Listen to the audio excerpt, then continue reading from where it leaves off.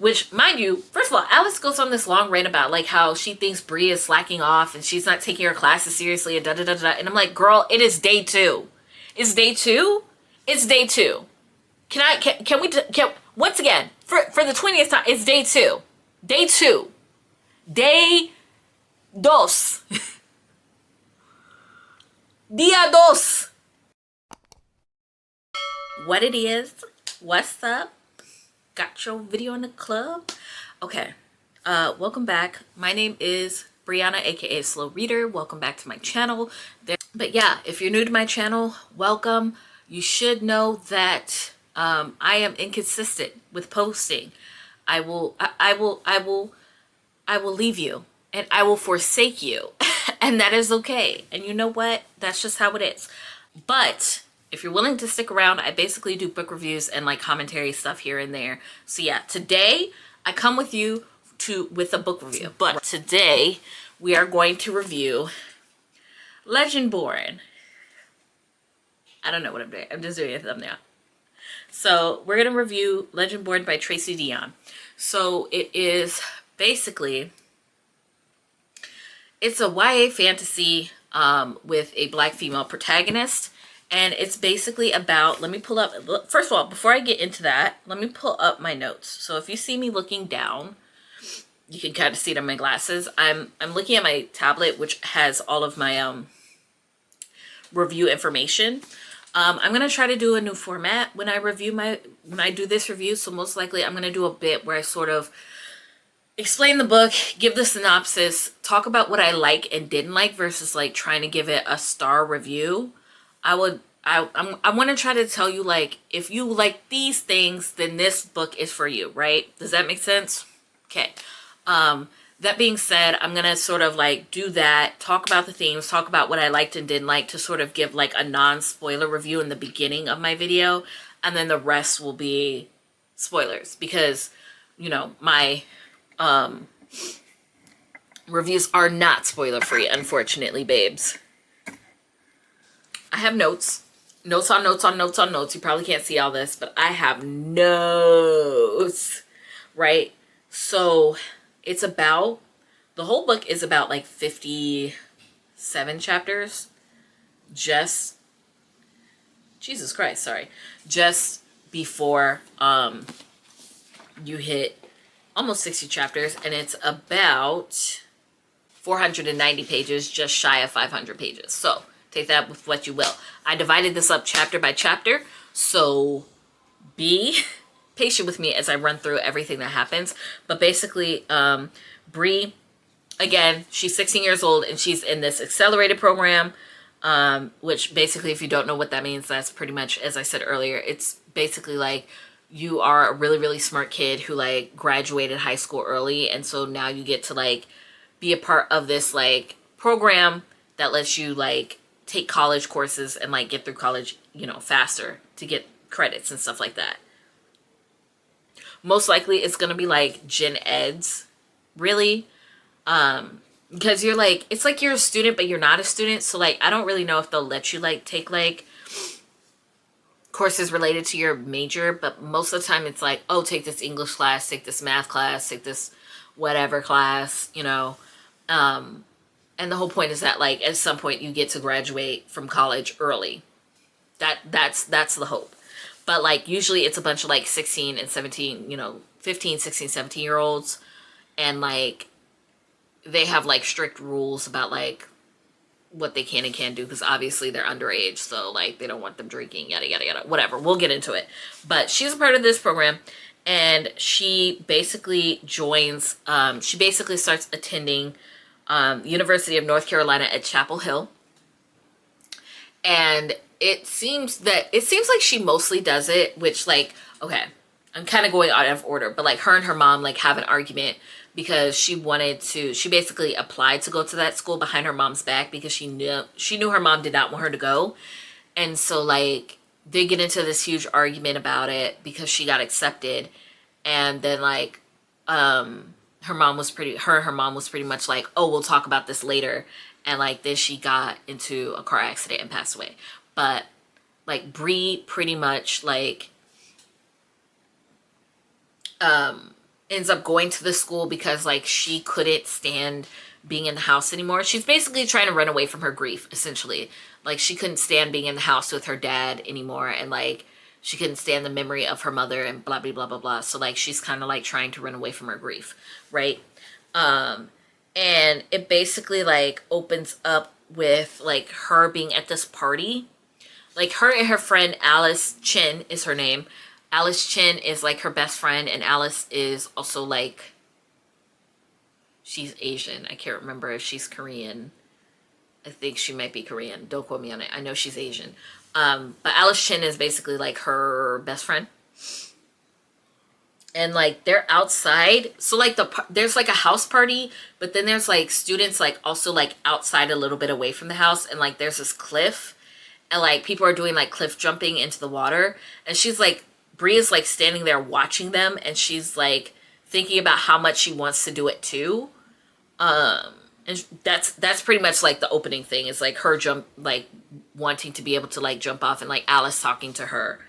So basically Bree wanted to join them because she was like running away from her grief, and like she starts talking about like current Bree and like past Bree, and like I don't really, it's a concept that like gets brought up a lot, and I don't quite, it's like not a concept I really understand, but it's a lot about like how I think my best educated guess is that she's physically, like metaphorically, taking her grief and trying to like put a wall around it, hide it, put it away, push it away. And she refers to like her grief as like before Bree and after Bree. And I guess this like face or farce she puts on to like not show her grief, but it doesn't really make sense to me. But that's just me. I'm gonna read it. I'm gonna read to you where she explains it. Sorry for your loss, damn. And with those words I most despise, Evan hits bingo. People lose things when they have a mental lapse. Then they find that thing again from the lost place. But my mother isn't lost. She's gone. After Bree came into being, before Bree is gone too, even though I pretend that she's not. After Bree came into being the day after my mom died. I went to sleep that night, and when I woke up, she was there. After Bree was there during the funeral. After Bree was there when our neighbors knocked on our door to offer sorrow and broccoli casserole. After Bree was with me when the visiting mourners finally went home. Even though I can only recall hazy snippets from the hospital, trauma-related memory loss, according to my father's weird preachy grief book. I have After Bree. She's the unwanted souvenir that death gave me. In my mind's eye, After Bree looks almost like me. Tall, athletic, warm brown skin, broader than I want shoulders. But where my dark, tight curls are usually pulled up on top of my head, After Bree stretch wide and loose like a live oak tree. Where my eyes are brown, hers are the dark ochre, crimson, and obsidian of molten iron in a furnace, because After Bree is in a constant state of near explosion. The worst is at night, when she presses against my skin from the inside and the pain is unbearable. We whisper together, I'm sorry, man. This is my fault. She lives and breathes inside my chest, one heartbeat behind my own life and breath, like an angry echo. Containing her is a full-time job. Alice doesn't know about After Bree. Nobody does. Not even my dad. Especially not my dad. Okay? And so that was like the first excerpt where the whole before Bree and after Bree is like introduced and explained, and then like before Bree and after Bree gets brought up a lot throughout the book. And I'm like, when I read this, again, it sounds pretty and it sounds beautiful, but I'm like, I don't know what that means. And like, again, the whole concept of before Bree and after Bree, and it's like, are you referring to your grief? Are you what does this mean? This doesn't mean anything to me right now. And it could be like, I just don't get it, right? Like, I just don't understand the grief. I don't understand it. It could be me. I could be the problem. But like, again, what does that mean? Because to me, I'm like, it just sounds pretty, but it doesn't mean anything to me. Like, what actually is before Bree? Her grief? Her sadness? Her anger? Who she was before her mom died? Because like, if it was her before her mom died, right? And who she became after her mom died, we don't know that. And like, we don't know the distinction between that. And that distinction is never really talked about. Like, maybe it's like, oh, before Bree was like calm and you know, a lot calmer versus like, you know, after Bree is now a lot more like, I don't know, angry about her mom's death. But then it's like, before Bree is the one giving after Bree all of her like grief and anger and sadness and like, I don't get it. I don't get it. I'm sorry. I don't get it. Okay. So Bree and Alice are at the cliff. They're watching people jump off, and like Bree is low-key thinking about how much she wants to do it too. But then like Sel shows up and he like introduces himself. He's like, I'm Selwyn. And I think she sees like, she smells his scent or whatever, which he smells really good. But like, I bring this up for a reason later on. Don't worry about it.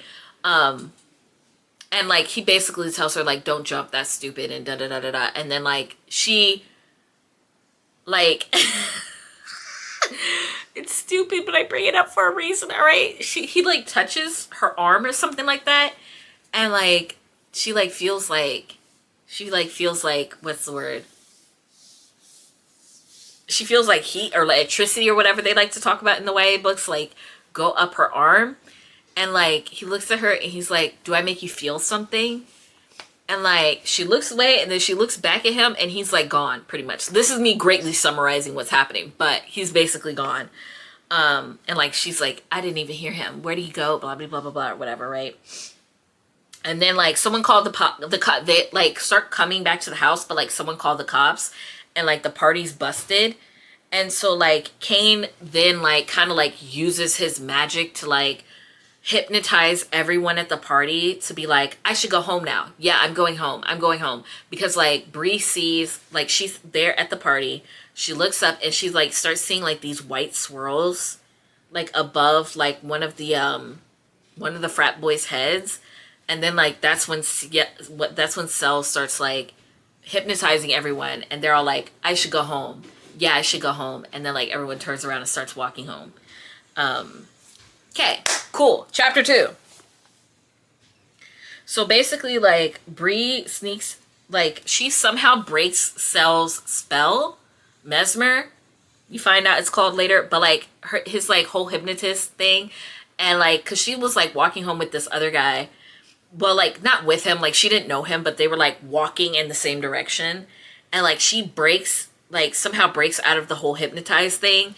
And then, like, she goes out to the woods and she runs into Sel and another girl where they're, like, fighting, like, something, like a monster.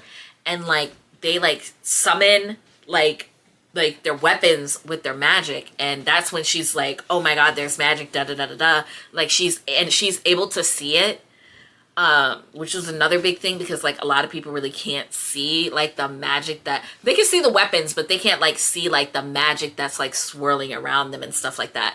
So like she sees them kill the like demon monster thing and then she ends up going to like hide. And then she like kind of like runs, I don't want to say runs away, but like she basically ends up leaving. And then after that, she goes back to the party where, like, the cops are. And so, like, Alice, it's, like, Alice, God, her other friend that never gets brought up again. What is her name? I can't think of her name. But it's I can't think of the name because I promise you, she never gets brought up again. She has a second friend, and I cannot think of her name because she only gets brought up like one other time. And I promise you this girl is not important to the plot whatsoever. And I can't remember her name. That's how little she was brought up. But like her friend, who was the one that drove them there, like ends up going back home. And the officer's like, I'm going to escort you back to campus. So like her and Alice get back into the car. And she's kind of trying to talk to Alice about like what she saw in the woods. But like Alice really isn't talking to her because Alice is pissed over this. Because again, like, you have to remember, they're like 15, 16 years old and they're in the accelerated program, like partying.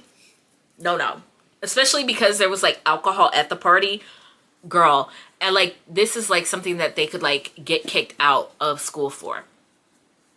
So there's that, which granted, like there's also freshmen there and like college campuses really don't want freshmen doing that shit either because like majority of freshmen are also still underage, but like pretty much, yeah. So they're in the cop car, and then the cop whose name is Deputy Norris, and he really only gets brought up in like this chapter. He doesn't really come back. Well, okay, like he's kind of a character, but like not really.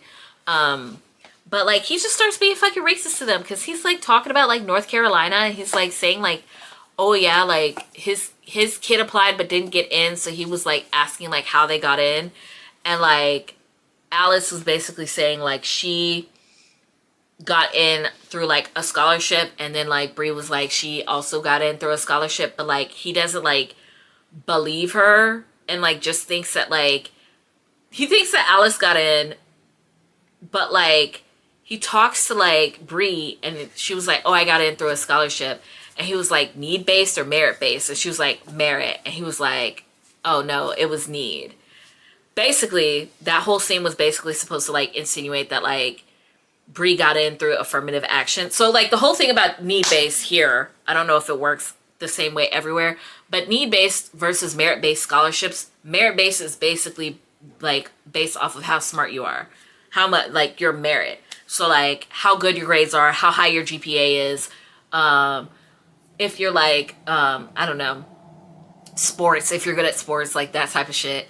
But it's basically based off of like how smart you are, versus like need based is basically just based off of like your household income and like how much you need the money, pretty much. And so like because he was saying that like it was need based, he was basically just trying to insinuate that like, oh, she's like an affirmative action kid and yada yada, like all that shit. So that's what that scene was about. Welcome to the whole like racism and prejudice thing that is disjointedly put in the book. So that's put in there. And like Bree starts getting pissed because she's like, oh, this asshole, but like it's all, obviously she's not gonna say anything because he's a cop.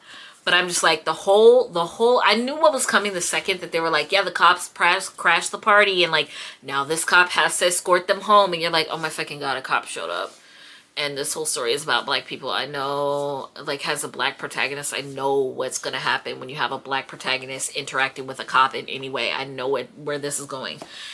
So, wasn't too happy about that in, like, the third chapter. But, you know, it is what it is. And, like, Norris kind of, like, stops driving them home in the middle of the road because there's, like, two people standing there. And, like, it's Sel. And Sel comes around and is, like, talking to him. But it's, like, I could probably try to read the scene, but like he's basically like talking to Sel is talking to the deputy as if like Sel is higher ranked up than the deputy. So which like I think for white people is like no big deal, but like when you're black, you're like, what the fuck? Like this 16-year-old kid is talking to this dude, like, you know, he's like his boss or some shit. Like that's weird. And so like Sel kind of like talks to the cop, and then he like looks over. Because the cop was like, yeah, I'm taking some kids home or whatever from the party that he just crashed. And so it's like, whatever, da-da-da-da-da. And then he looks at the window and he like stares into the window. And like Bree kind of like turns her head and looks away. So like he can't really see her. Which, to be fair, I really don't think he saw her. Because like it never got mentioned again. But plus like windows are tinted. I don't think he saw her. But like he was like, okay, fine. And he like disappears. And then like the deputy like takes him home. Okay, so now we're around like chapter 4. So chapter 4, basically Alice wakes up Bree and she's all huffy and puffy and mad, and she's like, we've been summoned to the dean's office. And so like Bree was like, oh shit. So they go down to the dean's office. And of course, again, that's when you kind of find out like freshmen in the accelerated program aren't allowed off campus. For obvious reasons that I explained this already, yada, yada, yada. But then they go to, his name is McKinnon, who's the dean. He basically ends up scolding, first of all, he scolds Bree for being disrespectful to law enforcement because Deputy Norris was saying that like Bree was being disrespectful to him, which Bree barely said 2 words to this man. She like literally like we told him like she was there like in the school based off of like her scholarship, and she was like, oh, it's like merit based, and like he didn't believe her, and then like she just stopped talking to him after that. That's all she said to him. So like again, more racism. So like the dean is kind of like bitching her out about that, And then he like tries to like, I guess he was saying that he excused McKinnon, the dean, was excusing Bree's behavior because he was like, oh, she's new and she's not used to this environment and da da da da da and yada yada yada. And I'm saying like, more racism. Cool. We're really just lathering it on today. And then like she needs time to get used to everything, yada yada yada. Me personally, I was not a fan of McKinnon, which was great because this is really the only scene where like he pops up. He never gets brought up again. Like the dad kind of mentions McKinnon by name, but like you really don't hear about this character ever again. Like he is not that important. So there's that. And he also like did this whole thing where like Bree was calling him Mr. McKinnon and he was like, Dr. McKinnon, I worked for my title. And I'm like, go fuck yourself, dude. I'm very much so not that person to play that game with. Like I could give a fuck less about your title. Like I get it. You go through a lot of work and a lot of school to like get the title of doctor, but like I'm just not that person to be like, oh, I have to call you doctor because you fuck off. Your name is McKinnon. Anyways, so after that, like he basically tells her that like Bree and Alice have been assigned to like a mentor. Actually, did they even talk to Alice? No. Only Bree got assigned to a mentor. And I don't know why. I just realized that. What the fuck? Why did Alice not get assigned to a mentor? Basically, Bree gets assigned to a mentor who's like an upperclassman to like kind of like mentor and guide her through school because she got in trouble and yada yada yada. So like that's supposed to be Nick, who's the main character, yada yada, in the love interest, blah blah blah blah blah. Here comes Nick. But I just think it's odd because I just realized like Alice did not get a mentor. Why did she not get one when she got in trouble too? But then like Bree leaves out of McKinnon's office because like he dismissed Alice first and then like talked to Bree, and Alice like obviously stayed behind. So like when she got out of the office, she tried to talk to Alice, but that just turns into an argument, which I kind of knew was going to happen because like Alice was kind of acting like she had an attitude. Like she justifiably kind of like, because obviously like she got in trouble, but like I don't know. Like to me, I just don't like it when characters are being passive aggressive. Like I don't even like it when people are passive aggressive to me in real life. Like if you have a problem, then open up your damn mouth and say it. But like also these are 16-year-olds, so like I can't expect like adult behavior out of them too much. You get what I'm saying? So they get into an argument, and like basically like Alice is so upset because she's like, I worked so hard and my parents are gonna kill me, and how are my parents gonna react to this, and da da da da da, and yada yada yada. And then she starts accusing Bree of like not taking classes seriously enough, and how she was like goofing off, and she was like, you took slacker classes and da da da da da, and if you're not serious about this, then maybe you should go home. Which like, it's weird because like the whole argument before back it up, but the whole argument like basically was like so weird because like Alice would like stop herself from like saying something hurtful, but then Bree would be like, no, say what you have to say. And like that was when Alice was kind of like, if you don't want to be here, maybe you should go home.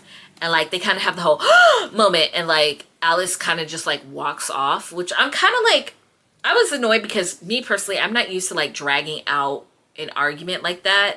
Like usually like most of the time like someone's going to like say something hurtful and then like someone storms off.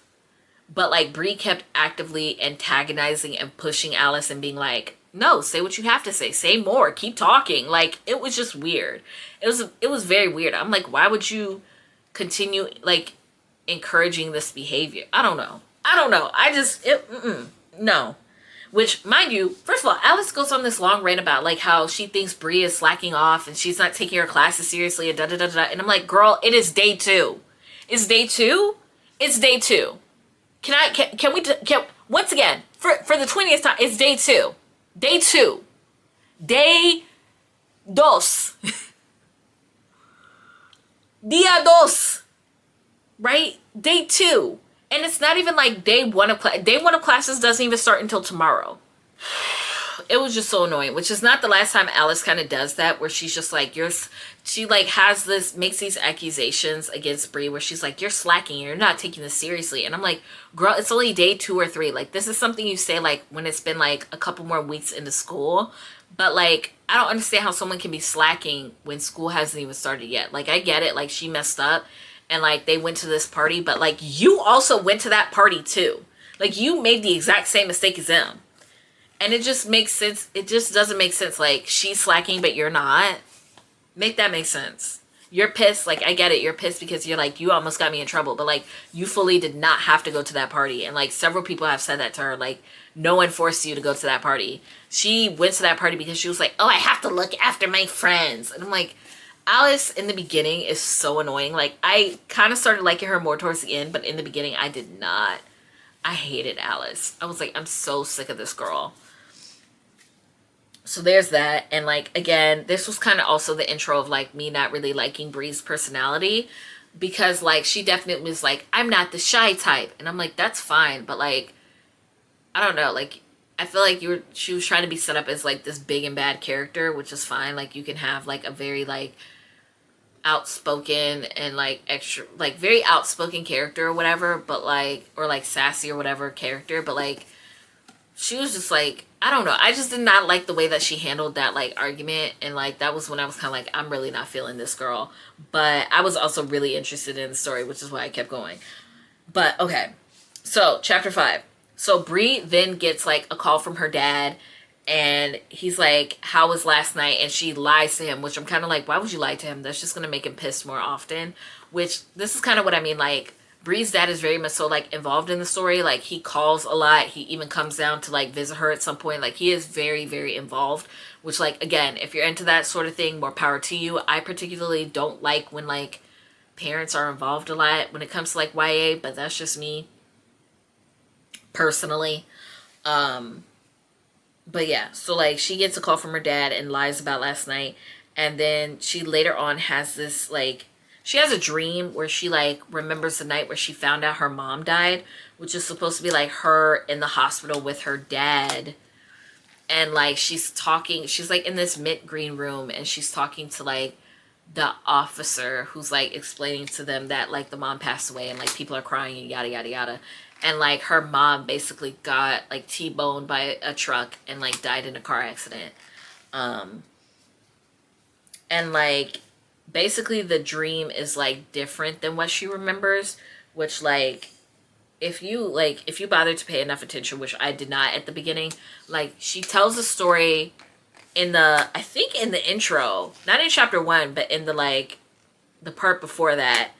And then like, she tells it again in the like, in her dream, and like it doesn't match up, which I was like, oh, that's a cool detail, but like not one that I'm paying attention to in the beginning chapters. But like, if that's your cup of tea, then cool, right? So Nick then starts texting Bree because he is her mentor, and he's trying to basically like meet up with her and being like, we should meet up. And then Bree's dad also texted her because the dean like called him and told him what happened, and like he's pissed. So like, she basically like doesn't answer either of those texts, but she's also like, she basically like realizes that like, oh yeah, someone like tried to cover up her mother's death. And then chapter 6, like Nick meets up with Bree, and they finally like meet up. First of all, Nick and Bree finally meet up with each other, right? And then like, Bree finds out that like Nick doesn't really have like the best relationship with his dad, and for some reason she gets like really mad about this, and I'm like, why? This has nothing to do with you. But which she kind of calls herself out, which she was like, yeah, this has nothing to do with me, but it makes me angry and I don't know why.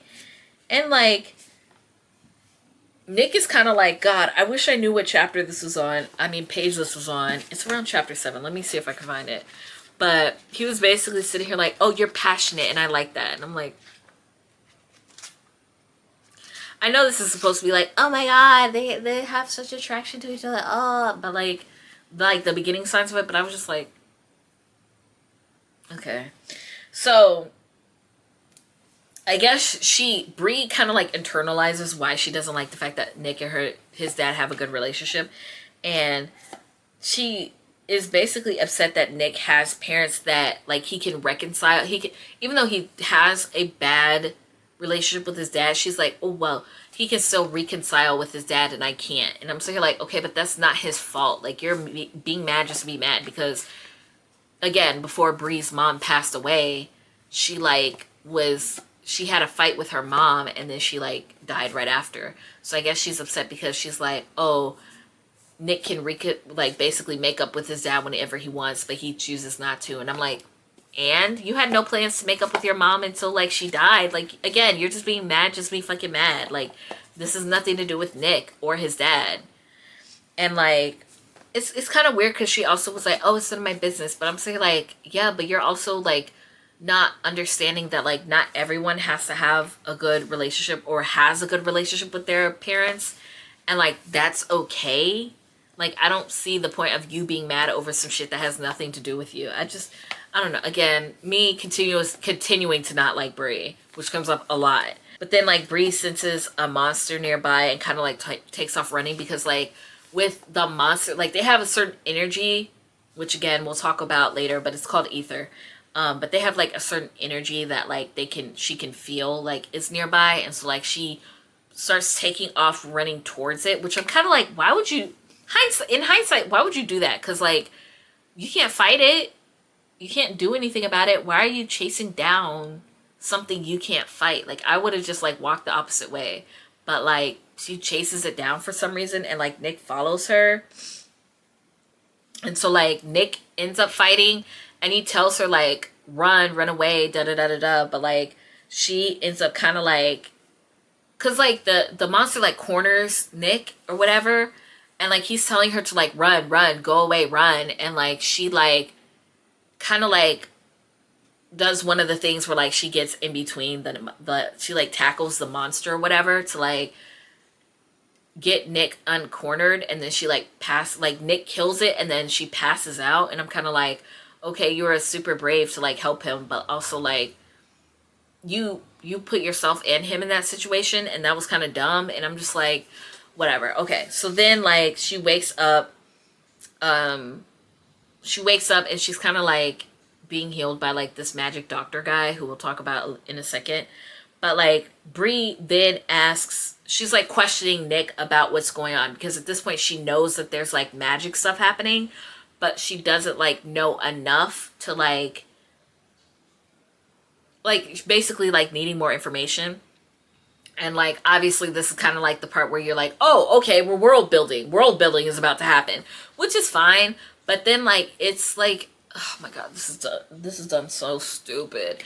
Basically, like, Nick knows that Bree can, like, see the demons and she can see, like, aether, the magic that's swirling around the aether. And, like, but he doesn't really know who she is because he's like, are you someone's scion? Because, again, earlier I talked about, like, each knight has a scion. And he's like, who's your scion? They really should have been teaching you this and da-da-da-da-da.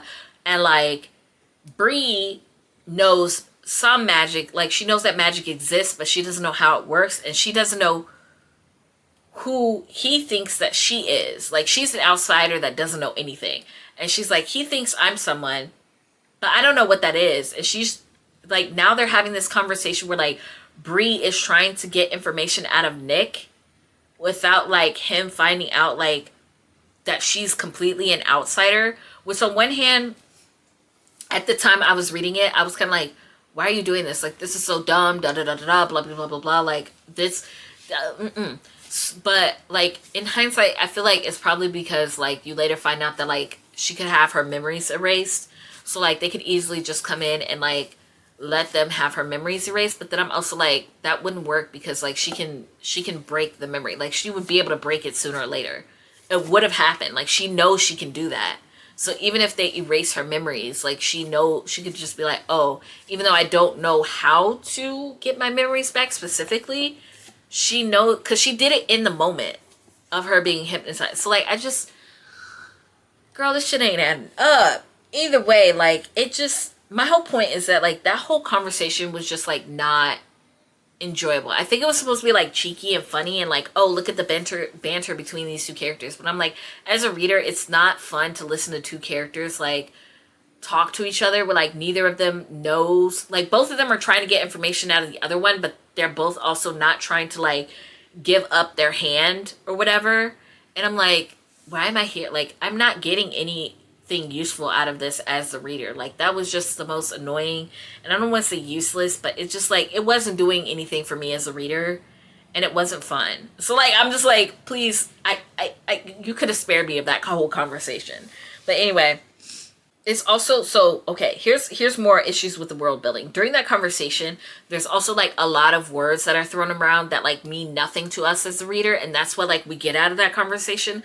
And I'm like, cool, you've just given us a bunch of words that like we don't know what it means, but like that's not necessarily good world building. It's just throwing words at us. You get what I'm saying? Like later on, we start to piece together, as the reader, you can piece together what words mean. But like in that particular moment, it was just like, we're already having a bad conversation that's not entertaining in any sort of way. And then like, it's like, we're throwing around words that mean nothing to us as the reader. And it was just like the most like, I don't know, the most uninformative and unhelpful conversation I have been unfortunate enough to read. I'm still trying to be nice, but like, you have all these words where it's like oath, Merlin, Page, Mesmer, Legendborn, the Code, Ether, and it's like, what do any of these words mean? These words mean nothing to me. So then Nick does explain some stuff. So like, Shadowborn is the word for demons. So any demons or monsters that pop up, you eventually find out that they're demons, but basically demons are also called Shadowborn. So if you hear me talking about Shadowborn, it means demons. And like, there's this gate that they use to pass through from basically hell into the human world. And like, they're invisible until they like until they get enough ether, which ether is like, if you don't know how ether works, ether is just magic that's based off of life itself. So like earth, trees, humans, soil, anything alive has ether, right? That's basically how ether works. And like, demons will eat the ether in order to get stronger and stronger until they can go corporeal, or like have like a physical form, because until then they're just like have this weird spirit form where like people can't really see them unless they're like also have magic stuff, yada yada yada. And that's like Shadowborn and all that. And then they will try to like basically eat more and more ether. They basically try to gouge on ether until they're fully corporeal. So like, the stronger that they get, the more ether they can get. And like, once they're corporeal enough or physical enough, they'll try to eat like humans. And so they have like mages, which they have like this thing called mage flame, which is the ether that is manipulated by mages, then becomes mage flames, right? And mages are basically just like any like magic user. There are different like titles for these magic users, which we'll kind of go over, but like mages are basically just the ones that can manipulate ether. And like, when they manipulate it, it's called mage flame. There you go. So like, when there's like colors, like, cause sometimes it'll be like blue mage flame swirling around her hand, or like red mage flame. There's also white mage flame, green mage flame. I don't know if there was orange, but like, those colors I definitely remember. And so mage flame can be manipulated by Legendborn, who are the you get what I'm saying? Shadowborn and then Legendborn. Legendborn are like the magic users, mages, but then Legendborn are supposed to be like higher up. We'll explain Legendborn. But Legendborn are basically like the higher ups, and they can basically use it to heal people, or they can make weapons to like fight the demons. And they are the ones that are basically trying to prevent the demons from obviously eating humans. So he's explaining all of this in the sort of like infirmary area, which is not the actual, like, it's not the campus infirmary. It's kind of like their infirmary. Again, I'll explain it more later. But Selwyn kind of like shows up, and he's like going to erase Bree's memory, and Nick is kind of like, just let it happen. Don't let Sel know that like, you know, you can break his memory, because he eventually finds that out. Oop, my battery is dying.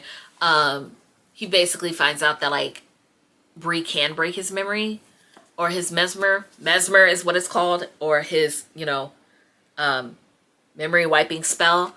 And so like, Cell like comes in and starts like erasing her memory, and then she passes out, and that's the end of the chapter.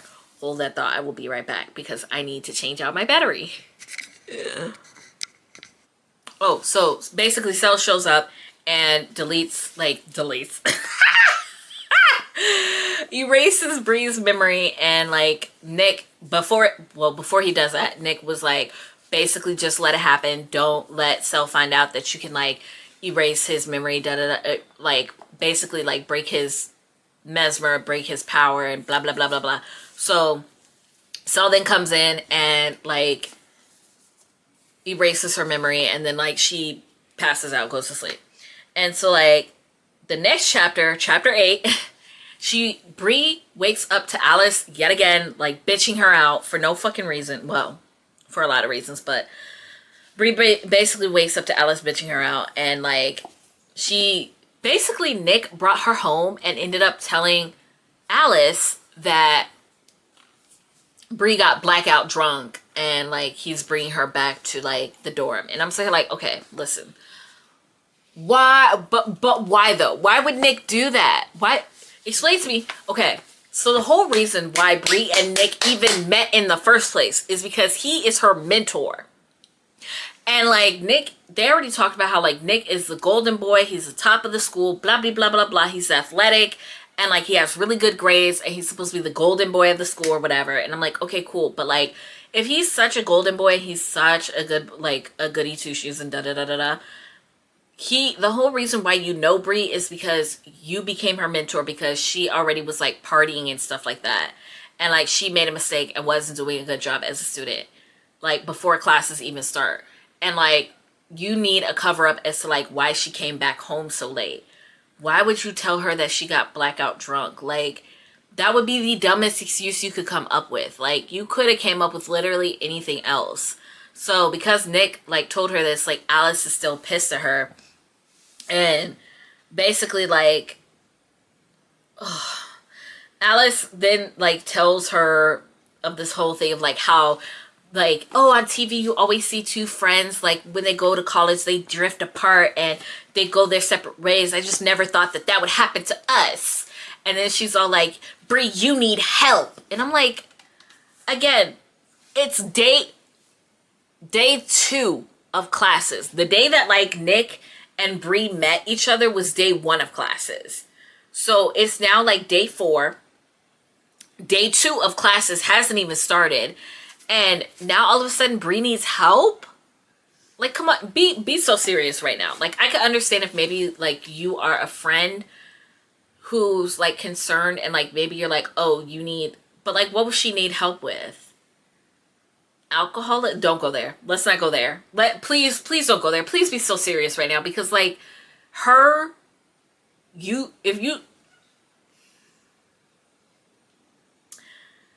addiction is a touchy subject. So like if you truly thought that like Bree had an alcohol problem, no, I can't even entertain the thought, because it's so ridiculous. Like you have nothing to prove this.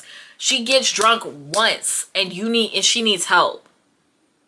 Once. I can understand if it's like, oh, she like can't control herself left and right and center, and like she's getting drunk and she's constantly passing out, and then like, you know, she kind of has that history, but like this is the first time you're hearing of her getting drunk ever as her best friend of like several years. But she needs help. But then I'm like, okay, well, maybe she means with the whole like her grieving her mom thing, because that's the only thing that would logically make sense. But again, it's still day 2 of classes. Like, Alice just pissed me off so fucking much. She makes me so mad. So then Bree ends up like going to like brush her teeth and like get ready for class or whatever, because I think Alice leaves or something. I don't know. And like she bites her lip while she's like brushing her teeth, and like I guess she bites it so hard that like she starts bleeding a little bit, and like she gets memories of last night. Like memories of last night come back of like basically like the attack with Nick, and like her getting healed at the infirmary, and then like Cell erasing her memories. All of that comes back to her. And I'm kind of like, think of how cool this would be if you did it as like, I know that like the author was trying to tell this in like consecutive order basically, but think of how cool that would be if like instead of doing all of this, like, you open up with chapter 8, right, where like Bree is getting yelled at by Alice, and you're like, what's happening? And like, so we can feel just as confused as Bree felt. And then she bites her lip, and all the memories come back, and then it's a flashback to what happened. Like, that would be a lot. That would be so cool. Not that I'm like saying it was good or bad. I just thought, like, when I read it, I was like, oh, it'd be cooler if it was written like this. But that's just my opinion. This is my opinion, okay? So Bree ends up following Nick into one of his classes, which is like a big lecture hall. And like, lecture halls, like, they really don't take attendance because it's like 100+ kids in there. Like, who's really gonna take attendance every day with 100+ kids? So like, she like follows him to his class and like sits next to him, and she's like trying to talk to him. Like, she's trying to get more answers out of him a little bit, but like, he's not really like, he doesn't really want to talk about like stuff. Like, he really doesn't want to talk to her about anything. And she's like, I'm not gonna give up, and like, yeah, like, yada yada yada. And then she leaves the lecture hall. But like, when she leaves, then her dad calls, and like, her dad basically bitches her out for like lying to him about like how like last night went, because, you know, he found out the truth. And then like, Bree ends up like hanging up with her dad, and like, she ends up like Googling more information about, I guess, everything that's happening. And here's what I could not figure out, because I had to reread this whole bit like 4 or 5 different times. But like, she goes on her phone and just starts Googling stuff, and I'm like, but what is she Googling? What is she looking up? Because I don't understand what she's getting. Like, she ends up, okay, let me tell you. She ends up like basically finding out about the orders, and how the order is divided up into chapters, and there's one at her school in her area. And then she ends up like finding out how like the order is, it's weird because the order is based off of Greek mythology, but it like everything is based on Arthurian magic, which I don't understand. So I'm very confused. But then like, she also finds out about how the order of the Round Table, which is the 12, you know, King Arthur and his 12 knights, Order of the Round Table, recruits sorcerers called Merlins, right? And the Merlins are like demon hunter. Well, okay, this is so let me try to break this down, because this is world building stuff. So the Merlins are the 12 knights. So each knight is a Merlin. Okay, so like, those are Merlins, because I'm gonna get confused too. I'm trying to keep everything in a row, and I'm gonna get confused. So Merlins, each knight, the 12 knights is a Merlin. The Merlin pick demon hunters, right? So the ones that hunt the demons and kill them are the Legendborn. Okay.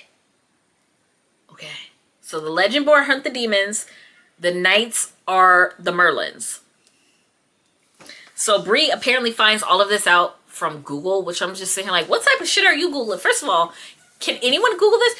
For a society that's supposed to be like, oh, everything's supposed to be secret, and like, humans can't know about this stuff, and da da da da da. I'm like, so she just Googled some random shit on the internet and believed it as the truth, and it actually was the truth. Which, like, Bree doesn't really even end up telling anyone that she did this, but I'm just kind of like, are we not going to skim past that? Like, we're not going to skim past the whole, like, oh yeah, I Googled this, and like, now it's just true. And you're kind of like, you could have gotten anything. You could have gotten any search result. You could have gotten literally any page that's hacking the whole Google SEO bullshit. Like, you could have gotten any random information that could have been, that probably wasn't the truth. Like, why are we going with this plot point? Like, okay, so whatever. So then she figures out where the chapter in her area is, which is the one, I guess it's a fraternity house. So which I'm kind of sitting here like, again, like, she Googled the like order, which is supposed to be secret, which people aren't really supposed to know about. And even Bree talks about it, like when her friend asked her like what club she joined, she's like, oh well, it's the secret thing and da da da da da. And I'm like, okay, so there's a fraternity, but like people don't really know what they do, and like they just like they're just there, and it's kind of like, okay, but again, you got all this information from Google. I don't understand the whole re-googling stuff on the internet, just like, girl, okay. Which is also like kind of just disjointed and doesn't really help me understand like the world build. It was very confusing. So she then like ends up going to one of the fraternity houses and like tells, like there's like a girl there just kind of like waiting, and like she talks to her and she's like, oh, Nick sent me. He told me to wait here, because she was kind of like staring at her like, why are you here? And like the girl looks at her and it's just like, okay, and like lets her in. And I'm kind of like, you're not gonna ask what, like, who are you? Why are you here? Even if you are here for Nick, like, it's kind of weird. Like, she didn't try to call Nick, whose number she does have, to be like, hey, there's a girl here waiting for you. Like, what's going on here? Like, you didn't mention anything like that. Like, girl, what? Okay, so she lets her in. And then she's like kind of like looking around at the building, and she's like, oh, this, I don't know. Like I guess she feels this type of way because she's like, this building is obviously not meant for like black people, or like it's not meant for like black people. And I'm like, okay, I don't particularly, like, she talks a lot about like buildings around campus and how like they were built by black people, but they're obviously like not meant for us and stuff like that. And so I'm kind of like, yeah, I know this, but like, I personally don't feel a type of way about it. Like, maybe if you feel strongly about that, but I'm like, girl, it's 2024 now. Well, it's still 2023, sorry. But like, it's 2024 right now. Like, you can go into any building that you want to now. Like, I don't understand the whole hang up of like, oh, this building was built for people. That's not like but we can go in now. Like, it's not like we're not allowed to go into these buildings. I don't know. It's just, that wasn't doing anything for me. Whatever. Chapter 9. So then Nick, like, she's like waiting in like the foyer. And like he's explaining more world building to Bree. And it's kind of like, he ends up explaining, okay, so the Merlins, the Knights, are trained since birth. Well, it's really, he says since birth, but it's really not since birth. It's more like since they're like 6 or 7 years old. But like, they're trained from a very young age to basically fight the Shadowborn, or the demons, for the Order, and to protect Onceborn. And like, I don't think it's ever established what Onceborn are, unless I just like, that went over my head too. But from context clues, I think Onceborn are supposed to be humans. I think it's supposed to be humans, but I'm not sure, because there's moments where like Cell calls Bree a Onceborn, and I'm sitting here like, so is a Onceborn a human? What is a Onceborn? I think it's a human.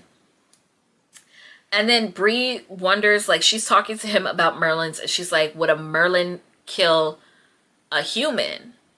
And Nick basically confirms this, like, it's not common, but like a Merlin would kill a human in order to protect like the Order and the oath and da da da da da and all that. So then, which again, I only mention because it becomes important later, but like, keep that in the back of your mind. Then Bree asks for Nick's help to investigate her mother's death, because we're now at the part where like she knows that something is fishy with her mom's death, but like she thinks that there's foul play involved, because she knows that like her mom has magic and da da da da da and was involved with all this magic stuff. So now she's like, I want to know the truth about her death and the truth about what really happened. And so like, she asked for Nick's help, and like, she says how she wants to become a Legendborn, but she needs to become Nick's page to do. And like, pages are basically, how the fuck do I explain pages? Pages are basically the underlings for, well, I don't want to say underlings. Pages are basically like Legendborn in training. So they're like magic users that are training to become Legendborns. They're training to become the demon hunters or whatever. So those are pages. So like, they'll call each other in the beginning, like Paige Matthews, Paige blah blah blah. They'll call you like Paige and like your last name. Those are pages. Basically like the rookies. So like there are, so like you can become like a specific Merlin's page, like a specific knight's page underneath them. So like she needs to become Nick's page because he doesn't have one yet. And I think like everyone else already has one. So like each page kind of like needs a sponsor or needs like, you get what I'm saying? Like each page is supposed to have someone that's like responsible for them. So like she's like, I need to page under you and I need to oath to you. And Nick's like, no, no, absolutely not. No, because like you find out that like the pages are coming tonight to get oath. Tonight, 5 minutes, right here, right now. They're about to go. They're at the door. And so like Nick was like, he's like, no, but then he's like, they're at the door. They're coming through right now. And like he agrees, but it's only because of like lack of time because the pages are coming in through the door to get oathed. So like he really didn't have a choice because like what else is, like if he says no, then like it becomes a whole thing with like Bree and like getting her out of there and then she has to be mesmered again and yada yada yada. So like he just agrees. Okay, we're at chapter 10. So all of that, mama, all of that was part 1. We are now on part 2. Welcome to part 2. Chapter 10, part 2, let's go. Okay, we are a third of the way through. So then Bree meets up with other pages. And listen, I'll probably insert another clip, probably a little later, of like who's who and who's oath to who and who's page, because she explained it. She explained it and I was just like, no, it's not. I don't follow. So just know that there's like a crap ton of characters that are introduced around this part. And then Nick explains more world building and basically like, I don't know if there's anything else to say that hasn't been explained. He basically just explains that like all of this is based around King Arthur and his 12 knights, blase, blase, blase, and that the Merlins also hunt humans at certain times. And then chapter 11, which Victoria, who is called Tor, I already went on my rant about the nicknames, okay, but Victoria or Tor is sort of supposed to be like a guide for the pages, which I'm pretty sure Victoria is one of the Merlins, but she's supposed to be guiding all the pages and like basically tells everyone that like this group of pages is the most diverse group because of Bree, to which like, I don't know. Like, I think this whole scene was supposed to be like more, like for me, it was just like a minor annoyance, but I think it's supposed to be seen as this like, oh my gosh, she's such a dickhead. She's such a bitch. Da da da da da da. But I'm like, okay, you really didn't have to say that. Like, just because there's one black person and like now they're like, oh, this is the most diverse group. I was like, all right, girl. It's not really something to brag about, but okay. It's a very like, it's very white people patting themselves on the back for doing the bare minimum. Oh, you know what? I know what this is. They're leading them to the location where they're supposed to get oathed. But like they blindfold them and like they're leading them through the woods to the area that they're supposed to get oathed in. I don't know why it's a secret, but it's a secret for some reason. So, because they don't really explain that until like later, and you're like, oh, we're now in the woods and we're blindfolded and where are we going to? What are we doing? So, they're blindfolded and they're led by the shoulder to the area, and Bree finds out that like she's being led out by Nick, and they're like low-key kind of flirting or whatever, and like they're talking but they're also kind of flirting. And then like Sel shows up, and Sel basically like doesn't trust Bree, yada yada yada. He thinks that she's a Shadowborn in disguise, blase blase blase. He's kind of like threatening her and being all aggressive, but then Nick's dad, whose name is Davis, shows up and he takes a liking to her because like she brought Nick back to them, which gets brought up a lot. Like there are certain characters that like Bree because they're like, oh, you brought Nick back to us or whatever, and like that really seems to be like the only reason why they like her, which I was kind of like, red flag, red flag, red flag, red flag, red flag, red flag, mama, red flag. But like, other than that, people who don't like her because of the, like, don't seem to like her, just don't, either they don't like her, or they like her because she brought Nick back to them. Because now that, like, Nick has a page, he's technically an official Merlin again, because like him not claiming a page like meant that he had to be outcasted and yada yada yada, blah blah blah blah blah blah. So like now that he has one, he's like back in the group and all this shit, whatever, you know, good old boys club, all that shit. So yeah, so Nick like discarded his title, and like he basically kind of like stalled everything because he discarded his title because he didn't claim a page and he discarded his title, and so that kind of like stalled everyone else from like being able to like basically claim their pages and having scions and like yada yada yada and all that stuff. So now they're like excited to kind of like get a ball rolling, like move everything on. So chapter 12, the pages are now in the woods. They don't really know where they are, but like, cause like it's the middle of the night and it's dark. But they're in the dark with other like cloaked figures, which are like the Legendborn that they're supposed to get sponsored by, who are wearing the cloaks, and they kind of like take the hoods off and you see them, which we already kind of know because we obviously knew that like the cloak figure that was leading like Bree was Nick, but one by one they get oathed, okay, and basically they just say this oath and then they like they're like, you know, now you're my page, you're officially my page. In the middle of it, Bree, first of all, Bree gets oathed, but in the middle of Bree getting oathed, like Felicity gets called, and like the whole called thing, how do I even explain the whole calling thing? The whole calling thing is basically like their knight, who is essentially their ancestor, like is basically like, I am going to awaken all of your powers now to your fullest potential. And so like they kind of like get possessed for 2 seconds, and they're like, they say the oath and then they pass out, and when they wake up they're like stronger, better, faster, all of that stuff. So because of that, they're like, you know, awakened, and like she passes out, and then that's kind of like the end of the chapter. And then after that, Sel takes Felicity back to the lodge to get healed. And then like a hellhound shows up and interrupts everything. And then you go to chapter 13. So then the pages kind of like they immediately jump into action. They're starting to like, they're like, form a line, and they form a line or whatever. And like, Bree's kind of just standing again. Here we go. Bree's standing there doing a big bunch of nothing. It starts. She's doing nothing. And then even though like earlier in her mind, it's so stupid. Oh my God, girl, hold on. She literally in her head was bragging when she was like meeting the other pages and like looking at all of them, which meeting is very loose. She's like looking at all of the different pages, and like she's like, oh, even though first of all, been trained their whole lives, their entire lives since they were 7 on how to fight these demons, these Shadowborn, right?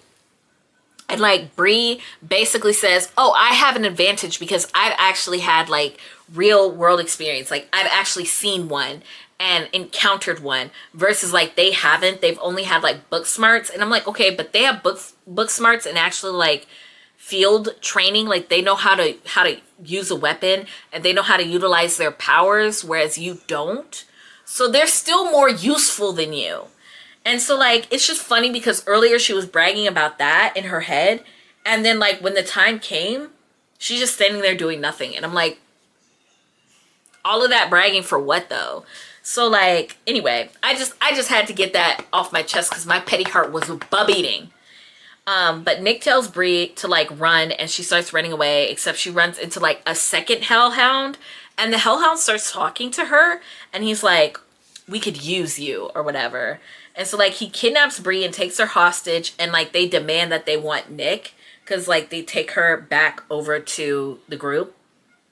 And he's like demanding Nick. He's like, give us Nick or whatever. And like Lord Davis, Nick's dad, is basically like, no.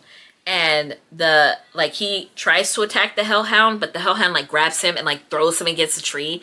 And he like hits his head, and there's like a crack. And I was like, oh my God, he's dead. But he's not dead, but I thought he was dead when I read it. And so like Nick, Sel, and Bree then all like kind of like jump the hellhound at the same time. And like they send it flying off into the woods. It dies, but they end up sending it out like flying into the woods. So yeah, and then chapter 14. After that, it's like all the people that were fighting and got hurt are getting healed in the infirmary. And guess what? And listen, y'all, if y'all haven't caught on now, every time we're in the infirmary, we got to do what? World building, okay? That's the MO here. So, of course, we're in the infirmary. So everyone else is healing. That means we have to do world building. So listen, this chapter was actually really long, but I'll sum it up for you. So there's Easels, which are the lesser demons. Basically, those are the demons that like can't go full corp or are like kind of like, you know, spirit form or whatever. And then you have Uchels, who are the stronger demons, and they can like disguise themselves as humans, right? Or they have like some physical form. And then Garuchel is the most powerful demon is of the three, which means that like they actually like can possess humans, or they can like disguise themselves as a human and walk and pretend to be a human. They walk among humans. Keep that in mind, right? Garuchels. So then the callings happen in order, which at the time in parentheses I still don't know what calling means, but I just explained it to you because now I know what it means. But callings happen in order from, I think, lowest rank knight to highest rank knight. I don't know what the order of that is. They say it. I don't know what it is. The Arthurian girlies can help you. But basically leads from the lowest knight to the highest knight, and then it's technically like King Arthur, which is supposed to be Nick. So Nick is like a descendant of King Arthur. So he's the king. So from the lowest knight chair on up, and they're currently on the 3rd chair, is the next to be called. So they're getting kind of close. So chapter 15 is when Bree goes with William, who is the healer. He's the one that is like healing everybody in the infirmary and whatnot. And they end up going underneath the infirmary into like underground. They go like down this tower into the underground area that's underneath his like infirmary. And then he ends up telling Bree that he knows that there's probably more to her than like what meets the eye and stuff like that, but he doesn't really like do anything about that, which I don't know. I mean, he kind of explains why, but then he kind of like does it in the fact that like, yes, he's oathed, but he's like, William just don't give a fuck pretty much. And then Bree starts to feel like overwhelmed by everything that's happening so far, which I really was not in the mood to be patient with her, because she's like, oh my God, this is so much, and da da da da da. And she starts like, this is when she kind of starts having regrets about everything. And I'm sitting here like, you were all in earlier when you were begging, pleading Nick to page you because you wanted to learn more about like your mom, and like now you're having second thoughts. And I'm kind of like, girl, are you committed or are you not committed? Like, it's just not fun to read about. Like, I see it as realistic, but I'm just like, it's not entertaining to read for me personally. So then they kind of like sit down and have tea, and then William continues explaining more world building. And so like vassals are like unsworn and unpledged, unoathed. They have no ties, no commitments to the order and all of that going on. They don't have commitments to anyone, basically. Those are vassals. And then the pages, the rookies, who are now oathed, because you become a page. So basically, they don't explain this, which is super dumb. But basically, Bree and everyone else were originally vassals before they got oathed. But they just started calling them pages. So like once they got oathed in the woods, like before the Hellhound attack, once they got oathed, now they're pages. And I'm like, why wouldn't you say that though? Okay.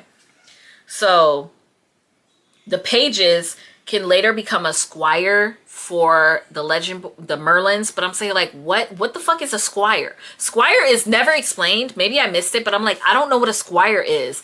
And like, they keep talking about it of like, oh, you can become a squire. Maybe you'll become Nick Squire. And like Nick talking about like, well, maybe you can be a squire for me. And I'm like, what the fuck is a squire? Anyway.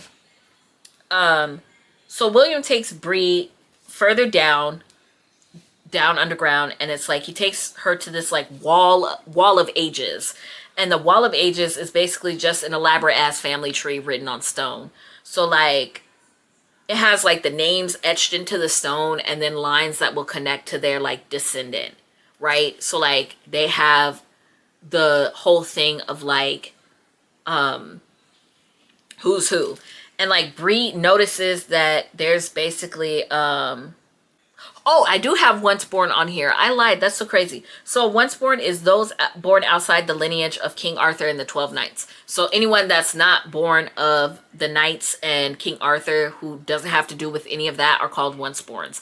That's because like each ancestor or descendant is basically reborn. They're reborn once they're awakened. They're reborn through whoever they call. Does that make sense? So Bree knows how she doesn't have the privilege of tracing her family lineage that far back. And I'm saying like, I relate to this. It kind of like, I definitely felt that a little bit. I'm like, oh yeah, girl, I get it. I get it. I get not being able to trace back your family lineage, because white people are really big on that, about being like, you know, this is who their greats are. And like, you're like, I don't really have that because of slavery, but you know. So I definitely get it. That one hit home a little bit. And then like there's more world building stuff. So a scion is basically an heir that inherits magic, aether, and abilities, but there's only one at a time. And I'm saying like one at a time of what? In a generation, in a century, in a millennia, in one at a time in a what? So that was never explained. And only there, apparently the scion is only inherited from an awakened scion, which an awakened scion is basically just someone who's called. So after they're called, they're now called an awakened scion. And they must be between the ages of 16 to 22, which we'll go over why, but that's basically what a scion is. So then you find out that the order made the university, which the order just means the 12 knights, Arthur and his 12 knights. That's what they mean when they say the order. And early college was apparently made as a way to funnel 16-year-olds, the accelerated program, which is also called early college. Early college was made to funnel the 16-year-old scions into campus to live and train, to train the scions. Because again, most of them are between the ages of 16 to 22. So they're like, okay, well, you have to be 18 or older to, you know, get into college. So they're like, but what about the 18 and younger? We kind of need them. So that's why they developed the early college, is basically to funnel kids to the order. And then there's this whole thing about like low rank scions are awakened often because they are the infantry, aka they're the soldiers, and scions that age out or expire are replaced by new scions. And Bree kind of talks about, she's like, expire, but he's like, don't go there. So like Camlin is basically okay, whoo girl, we're gonna get through this world building, I promise, just stick with me. So when all 13 scions are awakened and have claimed squires, they will enter a deadly war against the Shadowborn, and that's called Camlin. That war is basically called Camlin. So like when everyone is awakened, they basically go into war against the Shadowborn, Camlin, and Camlin is the original battle where Arthur and his 12 knights like died, pretty much. And so the last time Arthur was called was during the Revolutionary War, or aka American Independence. Bree also learns that a child is essentially kidnapped and forced to take the King's Mage Oath, which the King's Mage is what Sel is. So like Sel is basically like, it's so weird. The King's Mage, so each king will have a King's Mage, which is basically like his personal mage. So I'm thinking like, so okay, so he gets a knight, aka like a page / scion / squire or whatever, but also a King's Mage. Which you're kind of sitting here like, if he has a King's Mage, why does he need, I don't get, girl. If he has a King's Mage who's been with him, like the King's Mage only needs to oath to the king, and like he's there the entirety of his life, and not just like for the pages, like between that 16 to 22 range. So I'm like, why does he need a King's Mage and I don't get it. No, I don't understand. But the King's Mage is basically forced to like they're kidnapped from their family, kidnapped and forced to be a king's mage, and serve them as a scion of Arthur for the rest of their life.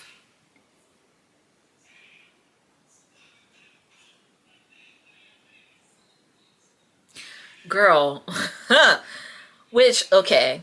Again, if they're a scion, why do you need essentially two scions? Because that's what a king's mage is another scion. The king has two scion, whatever. So this Merlin, which I'm starting to think that maybe I fucked it up, and like Merlin is supposed to mean any sort of magic user. Anyone that can wield magic is basically what a Merlin is, because the way that it was explained is making less and less sense to me. But basically, this Merlin is also the most powerful Merlin in a generation, right? In a generation. And I'm saying like, okay, but where do the other Merlins go? Like, do they also just like die like the other ones? I don't know. Let me go to page 140, because that's what I wrote down for the like explanation. For the first time, he hesitates before he speaks. We're talking about Will. Only the most powerful Merlin and child in a generation is selected to take the king's mage oath. The child is taken from their family and bound here in a formal ceremony before the chapter to a child scion of Arthur. For the rest of that Merlin's life, they are the scion's sworn protector until death. My stomach twists. Taken from their family, a child and a childhood sacrificed to protect another. No child could possibly comprehend what it means to make an oath like that. Like I said, he murmurs, none of us have a choice. My heart aches for both of them, even for Sel, who is magically bound forever to serve a scion who has never wanted his title. I may not like him, and he sure seems to hate me, but I feel compelled to examine Sel's marble and read the script beside it. And then Bree ends up noticing a name carved in the like.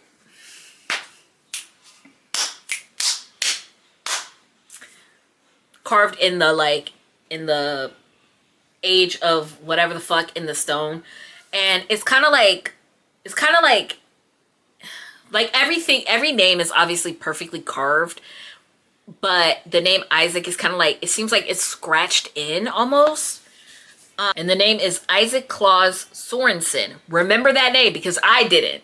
I will warn you, I didn't. I was like, they're talking about Isaac. They're talking about Isaac Sorensen. Who's Isaac Sorensen? Remember that name. So Isaac Sorensen, with it's like deep gashes around it, like an animal carved it. The stone's similar to Sel's, right? And it's out of place because every other name is meticulously carved except for his. So let me go back. I literally was on the page I was supposed to read, and then I closed it. Selwyn Kane. William hums thoughtfully. Ready to go back? I need to check on my patients. I nod, ready to leave this place that feels more filled with death and loss than life. Before I turn, my eyes drift up to the star above Nyx. Beside it, someone has carved Martin Thomas Davis into the stone.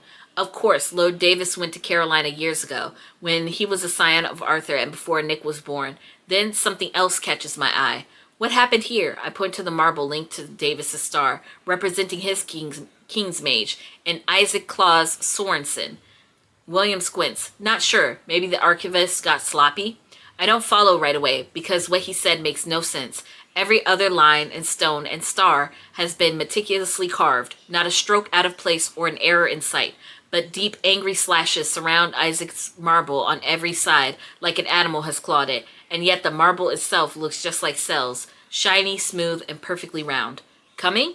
Yeah, I mumble, and follow him upstairs. Where are we? Chapter 16. So then Bree and Will go back to the infirmary and find out that Nick apparently went home because he was injured and like passed out on one of the beds, but then he woke up and went home. And then Will kind of gets pissed because he's like, I didn't discharge him. He's still my patient, which true, very true. Like William is very serious about his patients and about making sure they get the care that they need. And that's why Will is the doctor. Okay. Listen to your doctors, y'all. So then Sarah, who like people also call Sar, and I'm just like, again with the nicknames. Sarah drives Bree home, and then she starts talking about herself and how her mom came from money, but then like her dad didn't, and she's like half Venezuelan but like passes for white, and she's also gay. So like if those things matter to you, go ahead. But then like Bree also feels the type way because like technically like I guess it was weird because Brie was like talking to her about like, aren't the things that they say like, doesn't it bother you? Because like they're low-key kind of like racist. It's not like racist, but it's like very like covert racism. If you don't know what covert racism is, please Google it. But it's very like covert racism. And so like, she's like, yeah, but because I passed for white, she like just doesn't say anything. Like, she's like, sometimes I check them and then sometimes I don't. So like, because she's white passing, she's just there. And I'm like, yeah, because she's white passing. Like, I don't know what you want me to take out of this. Like, she's still white passing, like whatever. She's also gay, but like, I'm like, that doesn't really mean anything to me. I think she's supposed to be, has a crush on like Tor or something like that, which I don't really understand because like Tor's like low-key racist to Brie, but I'm like, your girl is whatever. So then Brie finds out what abatement is, which is, so using magic drains awakened, like basically using, the more that they use magic, the more it drains awakened scions, only awakened after they're awakened. So after they're awakened, the more that they use magic, the more that it drains them. And so much so that it like shortens their lifespan. So the reason why William was saying like, oh yeah, the scions in training have to be between the ages of 16 to 22 is because once they're done with their awakening, they like die. They don't usually like live past 35 apparently, which again, I'm kind of sitting here like, okay, but like if you find someone older than 22, say like 25, that means they wouldn't die until they're like 50s. So like, why do we need kids? Like, I feel like this whole thing was like written to try to explain like, this is why we need them to be kids, or this is why this is YA, which I'm kind of like, sure, but like, again, if we just slide those ages up, like that also slides up the like abatement thing. So like, even though yes, your life is shorter, you still like would die around like 50, like 40 or 50. So like, why do they have to be 16? Like, is that like when their powers start? Like, couldn't you wait until like they're older? Like, I don't get it. Okay. So they can't reject or deny their blood, and they feel the need to fight. And they're referring to the scions. And most of the scions are groomed for fighting and serving. And again, like a lot of this, they talk a lot about this. I'm probably not mentioning it as much as the book is, but there's a lot of like, they have the urge to follow these things, these instincts. It's the oath. They can't deny the oath. They have to follow the oath. The word of the oath is law. They cannot deny it.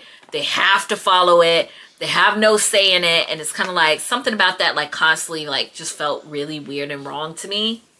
So keep that in mind. So then Sel shows up to warn Sarah about Brie and how he thinks that she's dangerous again. But he's like aether drunk.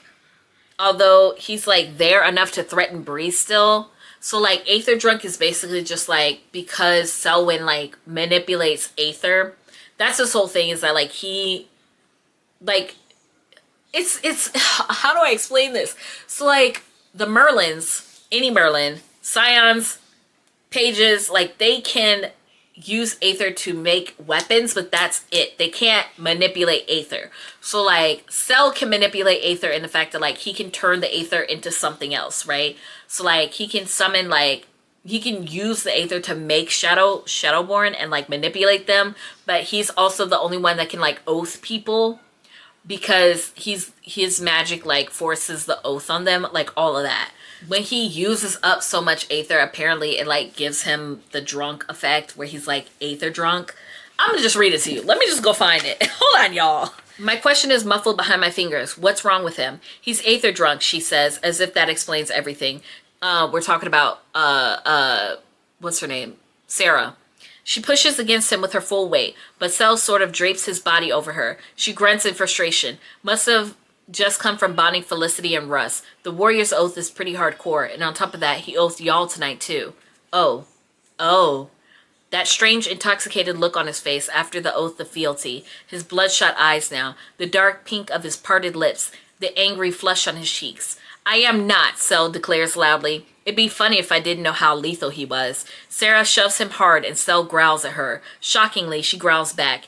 It's a small, silly-sounding imitation of his low rumble, but it works. He blinks at her and gives a confused grimace that is somehow the extreme opposite of intimidating. You are, she insists, and I'm not leaving you alone with Bree when you're like this. Let's go. Tonight shouldn't have happened, Sar, he mutters. His dark brows draw together as if he's seeing it happen all over again. Nothing like that has ever happened before. When the regents find out, Sarah's tone turns soothing. It wasn't your fault. That's not what they'll say, Sel whispers, his hoarse voice almost lost to the wind. His eyes land on me and narrow accusingly. She's Nick's page, Sarah shakes his shoulder. The king's wisdom, pal. Don't even think of laying a hand. Sel scoffs. He's fucking dormant. No wisdom there. Head so far up his own ass he wouldn't notice Arthur's call if it bit him there. His eyes find Nick's sigil on my chest and harden to golden flint. If you harm him, he mutters, his voice cold, hollow, I'll kill you. Burn through you until your blood becomes dust. Sel watches the fear flood my body, and his mouth curls into a vicious grin.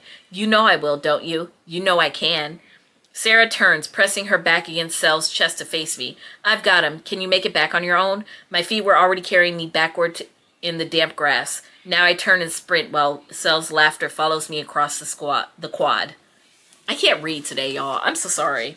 But I was kind of like, he's drunk, but he's not drunk enough to, like, threaten her. Again, he's not, like, actually drunk off of ether. He's not actually drunk off of alcohol, but, like, ether. So, like, I guess it's different. But, like, girl, my nose is, like, itchy, but I have makeup on, so I'm, like, not trying to scratch it. So Bree returns to her dorm, and Alice finally, like, stops being a bitch to her to be, like, concerned about how she looks because of all the fighting. Like, her hair's a mess, she's dirty, and da-da-da-da-da. And she's like, Bree, what happened to you? And I'm like, finally, you're done being so annoying. Finally. So, like, chapter 17, Alice kind of helps Bree get over to the showers, and she's, like, getting cleaned up. So, like, Bree is in the shower, and then Alice is on the other side, just kind of, like, waiting for her.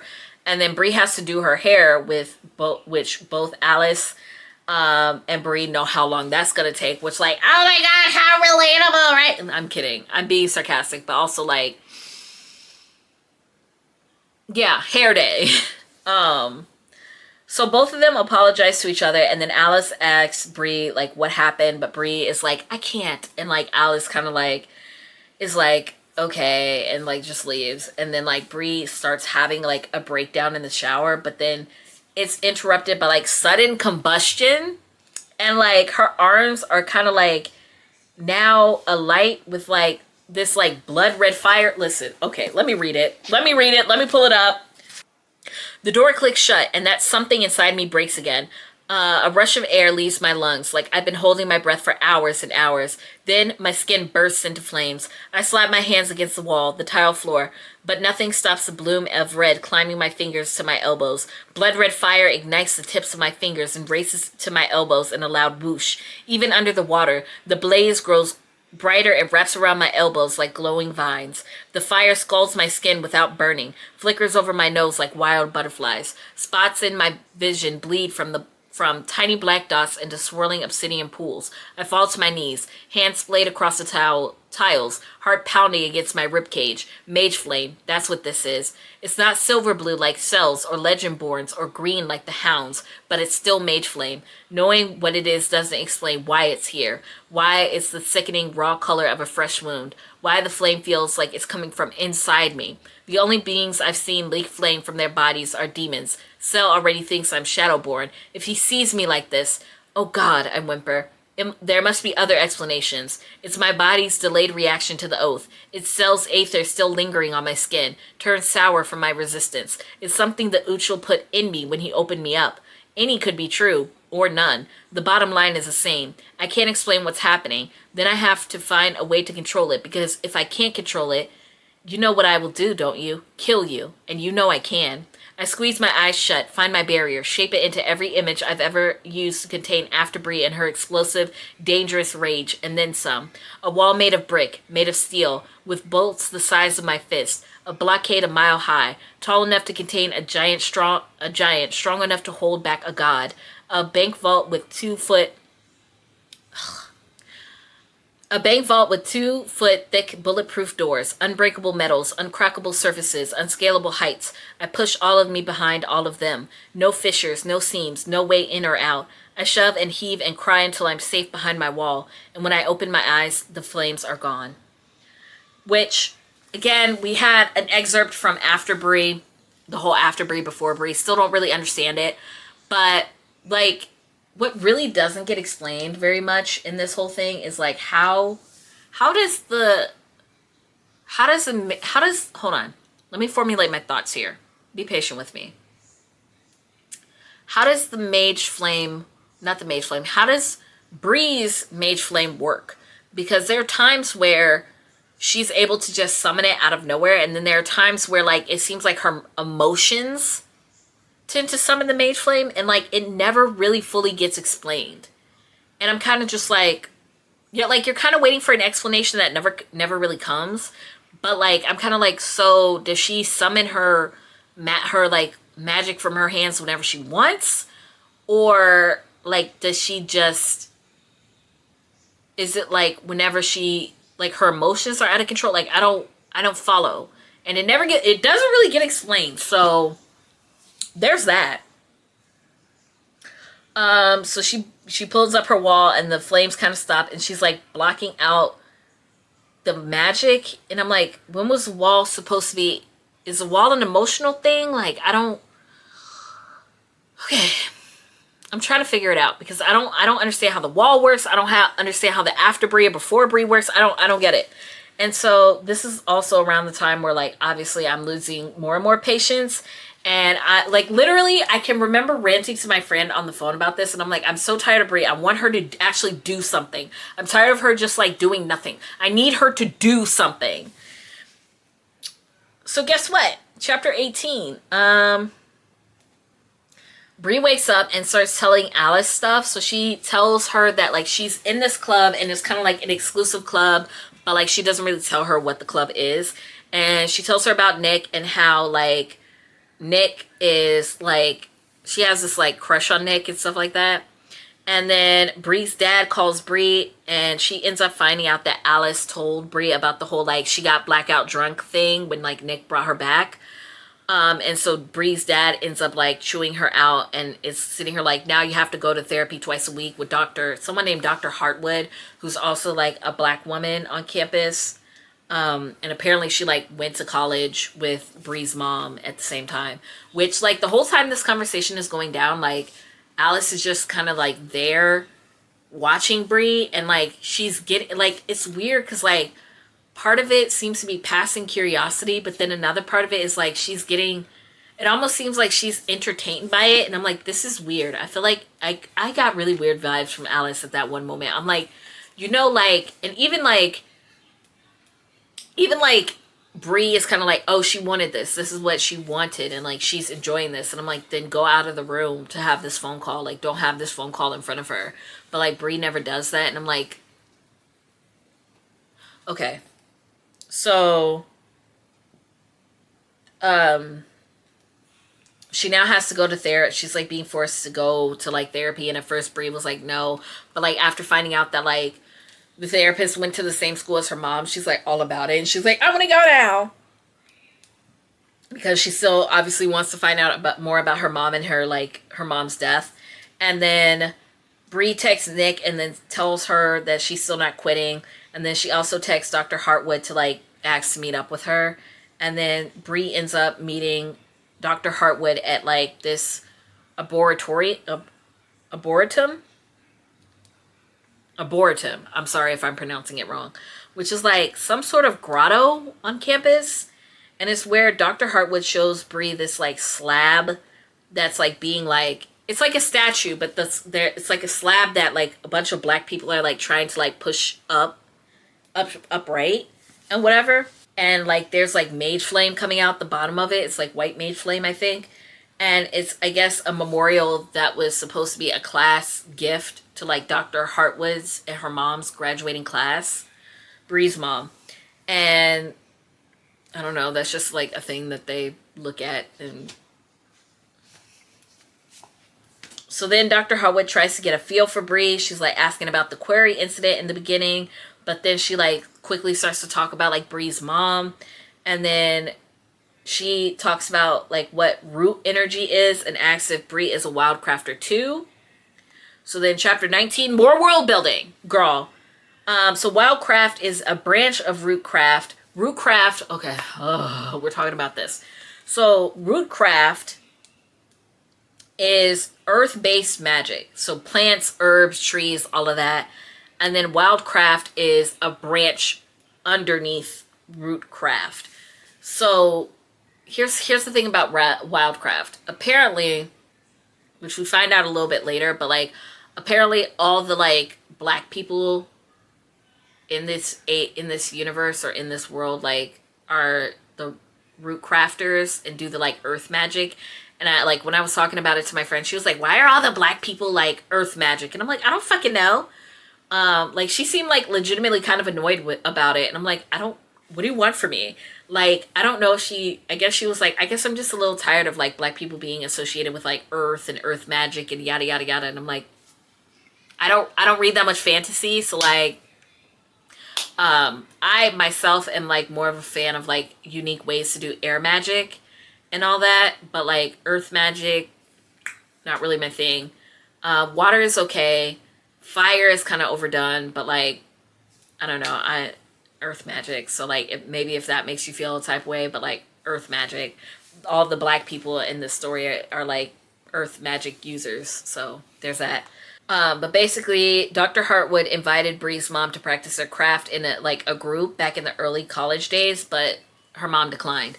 And it kind of seemed as though like, it's weird because like they talk about like root crafters are kind of private and they don't really like practice with each other. They're kind of solitary. Like they might have like small groups here and there, but like otherwise they kind of like prefer to be alone. And I'm kind of like, okay, cool, I guess. So then Dr. Hartwood tells Bree that like people who use the word aether are not her mother's people.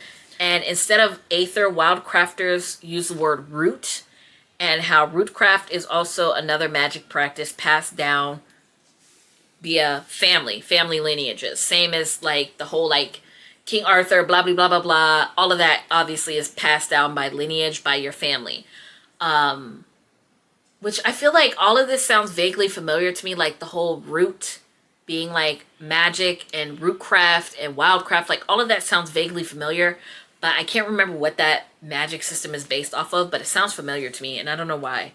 And like how rootcraft is specifically passed down through mothers.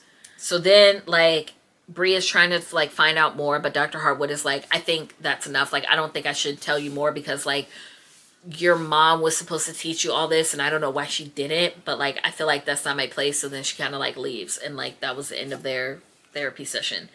So then Bree goes home, and then she ends up like telling Alice more stuff about the club, the crush on Nick, yada yada yada. And then chapter 20, Bree goes back to the lodge and she talks to Nick in private. And like, mind you, this is like, they call it the lodge, but it's really like the frat house or whatever. But like, it's just like it's like a frat house, but it's the lodge. It looks like a lodge. So like in the lodge, like Nick, even though Nick doesn't live there, he has his own private room, even though he like has his own dorm, and like his room with like Lord Davis, which is like his house. I don't know. Man has like many rooms, but like he has his private room in the lodge. And so like they go talk to him in his private room. And then like Nick ends up telling Bree that he's one of the many descendants of King Arthur, which makes sense given that, so like there's like multiple chapters across the world, which means that there's multiple descendants of King Arthur. Like he's not the only one, but like of his chapter, yeah. So I was like, okay, that makes sense. But like Bree, so dumb because Bree is so surprised. She's like, why didn't you tell me that you were the descendant of King Arthur earlier? And I'm like, it was so obvious. It was so obvious, girl. It was so obvious. Like there was so many signs pointing to show you that Nick was King Arthur. Like I figured it out chapters ago. How did you not piece it together? Like girl, okay. So they talk about Camlin and that being the reason why, basically Camlin was the reason why Nick wanted to quit. But Bree can't quit because she has to investigate her mom's death. So the entire chapter is really just to show, you know, character development and how Bree is determined to like finish this, except like it's just weird. Like the whole chapter is supposed to be about like character development between Nick and Bree and like explaining more about them, but also like reinforcing that like Bree is still determined to like go through with everything. But I'm like, she literally like becomes a coward and like runs away or like gets nervous at any time like, you know, it's time to bring the heat or, you know, something actually goes down. But like when nothing's happening, she's like, I'm determined to get through this. And I'm like, okay, girl. So anyway, chapter 21. So Bree and Nick go downstairs and like 3 women arrive. And like they, like one of them mistakes Bree for like the help and is like trying to like get her to like take her coat. And like when Bree doesn't do that, she's like, who's your boss? Who do you work for? Da da da da da or whatever. And like Bree is like, no, I'm not telling you who my boss is. And like Nick kind of like steps in and like tells her that Bree is like his page.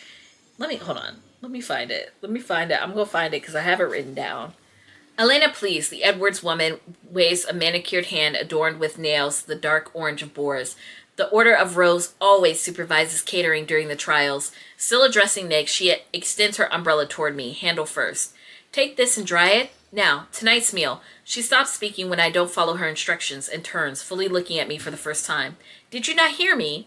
Indignation and rage burned through me like a furnace. I heard you just fine, I muttered through clenched teeth. She inhaled sharply. Where is your supervisor? This is Brianna Matthews, my page. Nick takes the umbrella himself, hard steel under his placid tone. She is not a servant, Virginia, nor will you treat her as such, not in my presence or otherwise. The other women detect Nick's quiet anger and say nothing. But Virginia Edwards is not done. Her nostrils flare at Nick's admonishment, a teenage boy's use of her given name, and the reminder of his authority. Your page? Her gaze darts from point to point as she processes this information. My face, hair, t-shirt, and jeans. How close I'm standing to Nick. Scion Davis, I would expect you to select a page from the vassals to your line, as is tradition. I value Page Matthews' abilities, Nick says, his face impassive, and your expectations belong to you. So she keeps going, and like at some point, Davis steps in and is like, yeah, I'm fine with this, and da da da da da.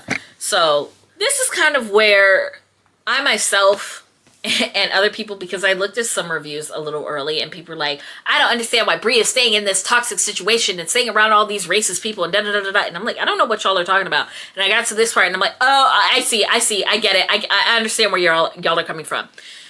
This is the part where you read so much that you're kind of like, why is Bree really here? Like, I get it. Like, okay, let me try to make this make sense in my head, right? As I usually try to do. On one hand, she's with these people, right? Because I had this rant with my friend. On one hand, you are with these people because you think that they know stuff about your mom and that they can help you figure out her death and da-da-da. But like the previous chapter, you literally just found out there are black people, your people, right? Your people of your culture who practice the same magic that your mother practices. And that person just explained, yeah, those people that you're with, yeah, they don't practice the same magic as your mother. They are not her people. So wouldn't that kind of make you think that like, yeah, maybe I should stop hanging out with them and maybe go with the therapist and figure out more stuff about rootcraft? Wouldn't that make sense? Like, or like, even if you don't want to write Bree like backing out, right? Like maybe if you really want her to be like, oh no, she's really going to be persistent and finish what she started and da da da da da. I just don't understand like why Bree wouldn't be more enthusiastic about learning more about like rootcraft. Like you literally just learned more information about your mother that could possibly lead to her death, which is like your whole motivation this entire book. Why would you not try to learn more about rootcraft and like look more into wildcrafting and all that stuff? Why are you still like so adamant about hanging out with these people that are not your mother's people? Okay, I don't get it. Whatever. So then Lord Davis has to like step in and defend Bree from, apparently the three women are part of this order called Order of Rose, which is basically like the moms of like all of these like people. And like it's usually like the moms of like the ones that like the Scions and the Merlins that pass away and stuff like that. So like they end up like, because they're like, you know, with rich white women with ain't shit to do, they like come and watch the trials, and like they like come to the dinners and the announcements and the parties, and like they donate money and like, you know, shit rich white women do, what the fuck ever. So then all the pages gather to eat before their tournament, which isn't really, again, isn't really explained. Why are we having a tournament? What does it prove? What's happening? What is it for? Like, it was vaguely mentioned by like Brie of like, oh yeah, there are trials that are coming up soon, and like because people are getting called, like usually it takes a year, but they're speeding it up to 6 months, and you're like, okay, there's some trials happening for something, but like now it's like, oh, the tournament is happening now, we're gonna be announcing the tournament, the trials, and you're like, but what is it? Why are we doing this? What's like, can you like fill me in on the gaps here? And like that never really happens. So then Vaughn, who's one of the other pages, starts like, they're like sitting down and they're eating dinner. So like they have dinner and then they're gonna have like the announcements or whatever. But like while while everyone is eating, he starts like being like aggressive to Bree for some reason. And so like he's basically like insinuating that she's like cheating by trying to get close to Nick, because like he basically tries to insinuate that like she's fucking Nick in order to like become his page or whatever. And like, you know, doing sexual favors for her, so like he'll sponsor her.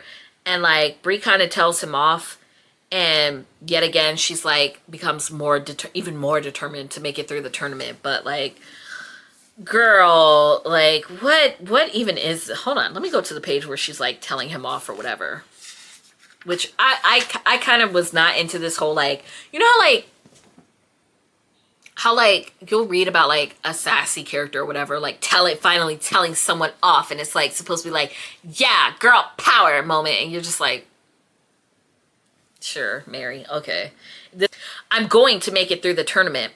I'll do what it takes to finish my mission, but I'm not going to disappear, and I don't want to keep my head down. Instead, I'm going to give Vaughn a glimpse of who I really am and show him exactly who I'm not. With my heart thundering through my chest and my throat tight, I answer him and anyone else sitting at this table who thinks as he does. You're a bigot and a bully, Schaefer, his last name. You insult me because you think you know what I'm capable of, but you don't. I must make you nervous, though, for you to expose your insecurities about your odds of success in the tournament. My insecurities, Vaughn growls halfway to his feet. Yes, I bite out. And you're careless. And your carelessness. You've just questioned in public the judgment of... I can't read. Hold on. You've just questioned in public the judgment of the scion of Arthur himself by suggesting that he brought his page forth without good reason. I grin and look Vaughn directly in the eye. Our future king does not owe you an explanation, and behaving as though he does displays insubordination, disloyalty, and fear, not power, not strength. In fact, I pity the scion that chooses you as their squire, that is, if you get chosen at all. And then, like, Vaughn tries to, like, launch himself over the table to, like, attack her, but then, like, gets held back. And I'm just like, girl, this is messy. This is messy. This isn't cute. This is messy. Like, I get it. It's kind of supposed to be, like, set up as though, like, Vaughn is kind of, like, this rival or, like, someone who, like, really doesn't like her. But, like, I'm like, I could have did without it. Like, I know that, like, with most fantasies and, like, dystopians, there's, like, the trope of, like, oh, the enemy, the rival, the guy that's like directly against the protagonist, which, let's be real, most of the time this trope is like the protagonist is always like a skinnier, thinner girl, tiny girl, and like the guy that like is kind of like her rival or opposing her in some way or like really aggressive towards her is like this really like huge muscle dude who like looks like, I don't know, like a linebacker or something, like just like really like big muscle strong dude who's like constantly like being like hyper aggressive to her. And I'm kind of like, I'm over this trope. What was I doing? So then this is kind of where you find out that Greer and Whitty, who are, again, other pages, are supposed to, like, they're kind of like becoming friends with Bree. And then, like, Vaughn and those around, like, Vaughn and, like, people who are kind of, like, cool with Vaughn, like, don't like Bree, basically. And then Lord Davis makes an announcement and talks about how Camlin is coming, and he invites anyone who wants to forfeit to, like, do so now. And a few pages do, but none of the main characters, basically. So, three pages quit, which brings them down to 12, because it was originally 15 pages. Now it's 12. So then chapter 22, Nick is, like, basically leading Bree to the tournament area, which, again, they're blindfolded and, like, walking through the dark and yada, yada, yada. And she's, like, freaking out because, oh my God, he's so close to me and da, da, da, da. And so, like, you find out, again, more world building. There's basically a line of Merlins that split off from the order, and they call themselves the line of Morgaine. Remember that? That becomes important. And at first I was like, oh, I wonder if these are the Rootcraft people. They're not the Rootcraft people.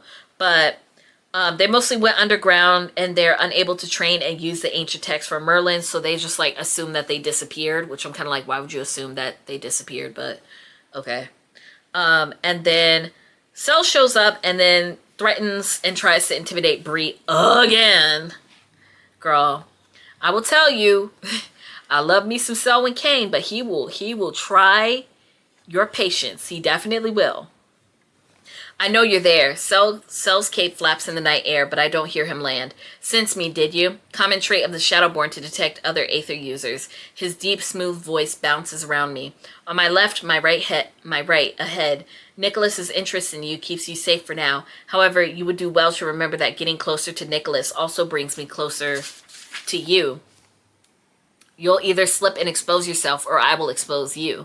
I can smell his Aether signature, whiskey sharp and a hint of burnt cinnamon that sends a shudder down my spine. He notices my response and chuckles from somewhere above me. I hate that I don't know how long he'd been nearby. Did he watch me and Nick? Listen to our conversation? Suddenly, I'm furious. First the racist shit at the lodge, and now this Merlin bully? Words escape me in an angry stream. You keep threatening me, but in the end you don't do jack. You can't touch me because I'm your king's page, but you taunt me anyway because it makes you feel important. I can't imagine the beating your ego's taken, being ignored by the very scion you swore your life to. Shocked silence from both of us. Then his voice is at my ear. There it is, the self-righteous rage of a demon kind. Pathetic. Not as pathetic as you. Which I'm kind of sitting here like, listen, I get it. Like, even I'm kind of sitting here like, so again with the threats, again with the harassment.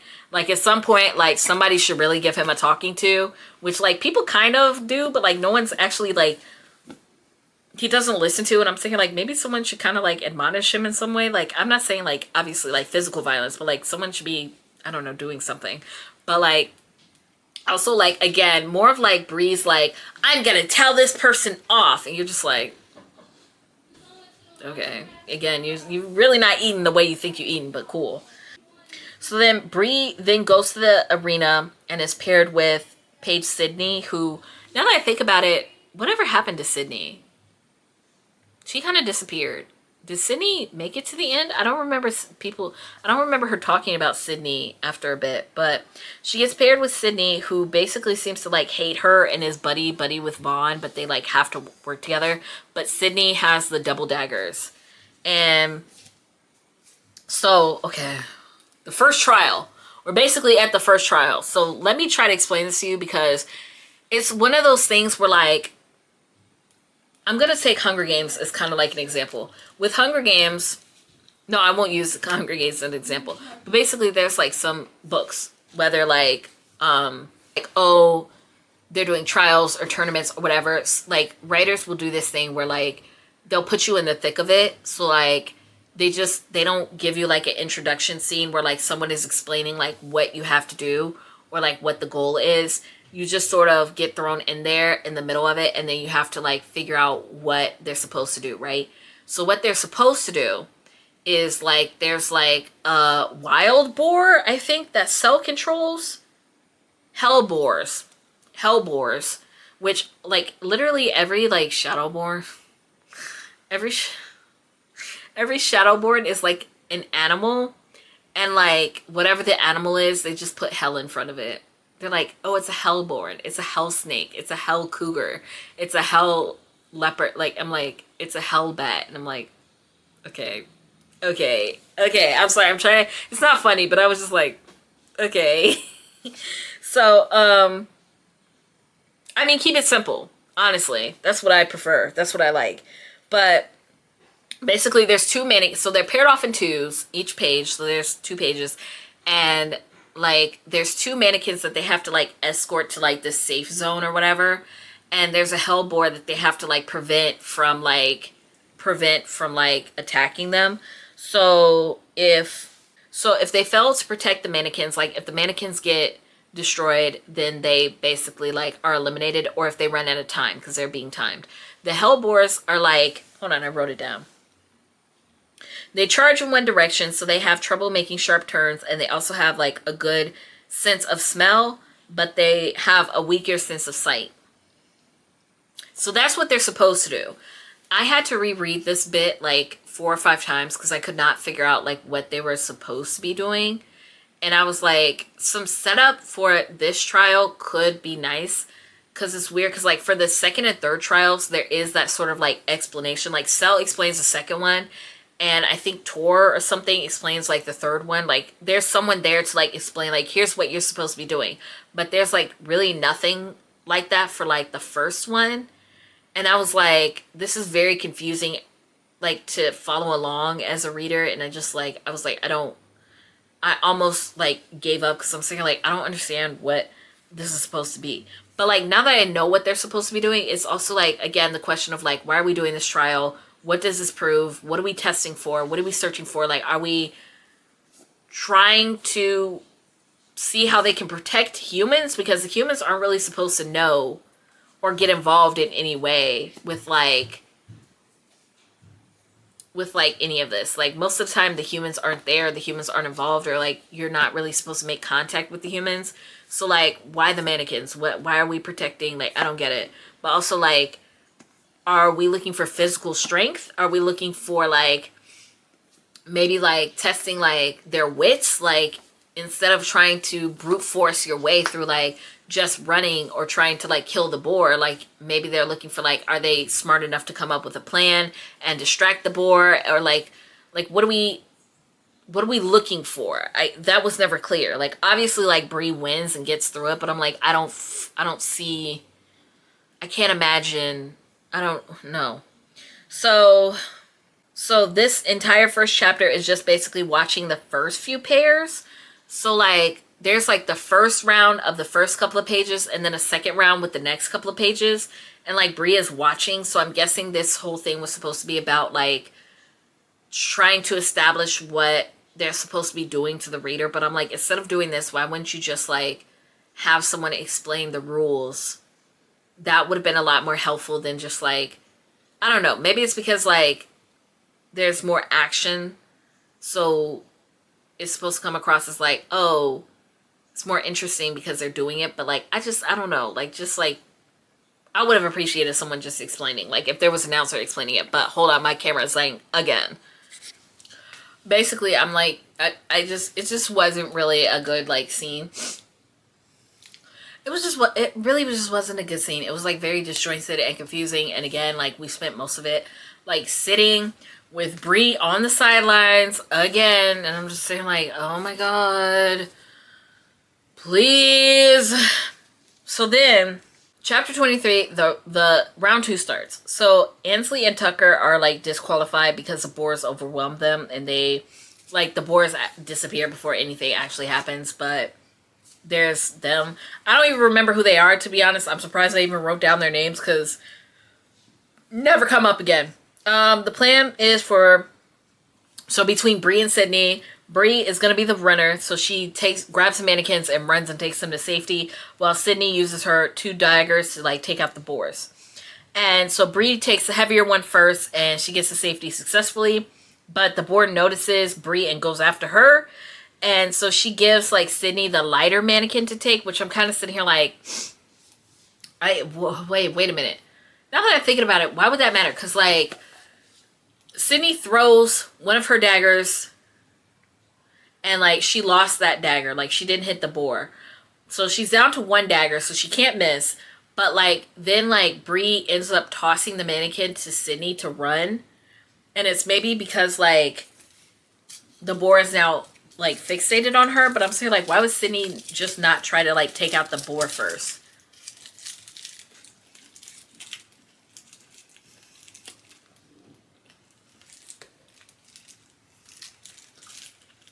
It's my first time eating Toblerones. They're real good. So Bree gives Sydney the lighter mannequin and then she runs off. And, like, Bree is like, she didn't even check to see if, like, Sydney, like, ran off. She just starts, like, running. And she, like, hides in some bushes because, again, the boars can't see very well. So, like, the boar loses track of her. And she decides to climb, like, a tree.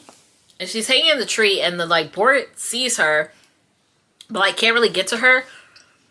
And again, at this point, I'm like, why wouldn't you just, like, stay in the tree until Sydney gets to safety? Or, like, do you both have to get to safety? That's what I couldn't figure out as well. Like, this is why, like, you need to explain the rules. Because, like, now I'm questioning everything. Like, do both of the mannequins just need to get to safety? And, like, is it, like, both of the mannequins and both Sydney and Bree have to get there? Or is it just, like, oh, just put the mannequins there and, like, that's fine?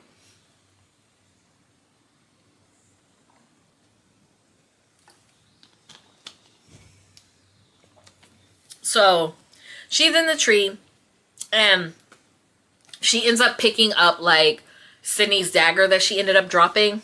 And she's in the tree, and she's, like, I guess deciding to, like, she doesn't have the dexterity to just throw it and kill the boar.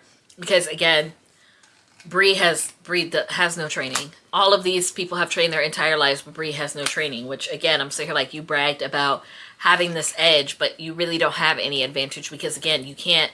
When the time comes, you can't do anything. What are you going to do? You have no training. But, like, she then uses gravity to, like, she jumps off the tree and uses gravity to, like, push the knife into the boar, which kills it. And then her and Sydney then take off running with the mannequin, and they're the only group to finish. And I'm saying, like, wait a minute. Didn't Bree give the mannequin to Sydney earlier to, like, run to take to safety? Why is she still just standing there? Like, I think it was something along the lines of, like, the boar had came back around to, like, where they both were, so, like, Sydney couldn't run. But I'm like, the boar was distracted. So, I don't know. I don't remember the scene very well. I could be lying, but I was like, maybe Sydney was, like, unable to. I don't remember. But her and Sydney take off with running with the last mannequin, and they're the only group to finish. I don't know what happened to the other groups. And then a hell snake shows up to interrupt and takes, like, it grabs Nick. And then Sel ends up killing the snake by, like, stabbing it in the eyes. And then the snake, like, dies and disappears. Which, again, like, now Nick and Bree are useless. Because I'm like, this is almost, like, the second or third time where, like, Nick... Really second time, I think, where, like, Nick is taken hostage. And, like, just really doesn't do anything. Like, he's maybe killed, like, one Shadowborn. But, like, 9 times out of 10, like, when something happens, like, Nick is just standing there. And I'm kind of like... Are we gonna do something? Same thing with Bree. I'm like, are you gonna do something? Jump around? Throw up gang signs? Like, something? I don't know. Anything? Chapter 24. Bree then goes to Nick's room again. And, like, he's healing up. And Nick talks about his, like, family. And, like, Nick... So, we learn about Nick's backstory. But basically, like, Nick used to get his ass beat, like, every day. And when I say that, it's, like, in training... So it was like, oh, they would train him, but, like, they did not hold back at all. So, like, Nick would, like, get bruised and, like, beat up every day, basically. And, like, to the point where, like, his mother couldn't just, like, stand to, like, see her kid, obviously, get abused every day like this. So, like, she takes him and leaves. But, like, Davis didn't know that. So, like, he calls the regents. And the regents are supposed to be, like, I don't know how to explain it. The regents are kind of like the police officers. Like, they're the big baddies that are, like, trying to maintain order. But, like, they're really not as good as you would expect them to. Like, they mesmer people. They lock people up. Like, they're they just don't seem like, even though they're supposed to like protect and like keep the balance of everything, like most people just seem like afraid of them or don't really want them around. So like the regents are kind of like that. But like Davis calls the regents because he basically thinks that like somebody kidnapped his wife and his kid, not realizing that she was trying to like leave with the kid. So they end up like the regents end up finding them and like arrest the Nick's mom because they're like, you tried to kidnap the king's son, like you have to go to prison now. And I'm like, but she's the queen, she's married to him. I don't know. So Nick sees her again much later, like when he's a little bit older, and he hugs her, but like she doesn't remember who he is because like he hugs her and she's like, who are you? And basically found out that the regents erased her family from like her memory. So like she has no recollection of her family at all. Nick walks Bree home and then calls her out. Like he basically calls her out on acknowledging their like feelings for each other.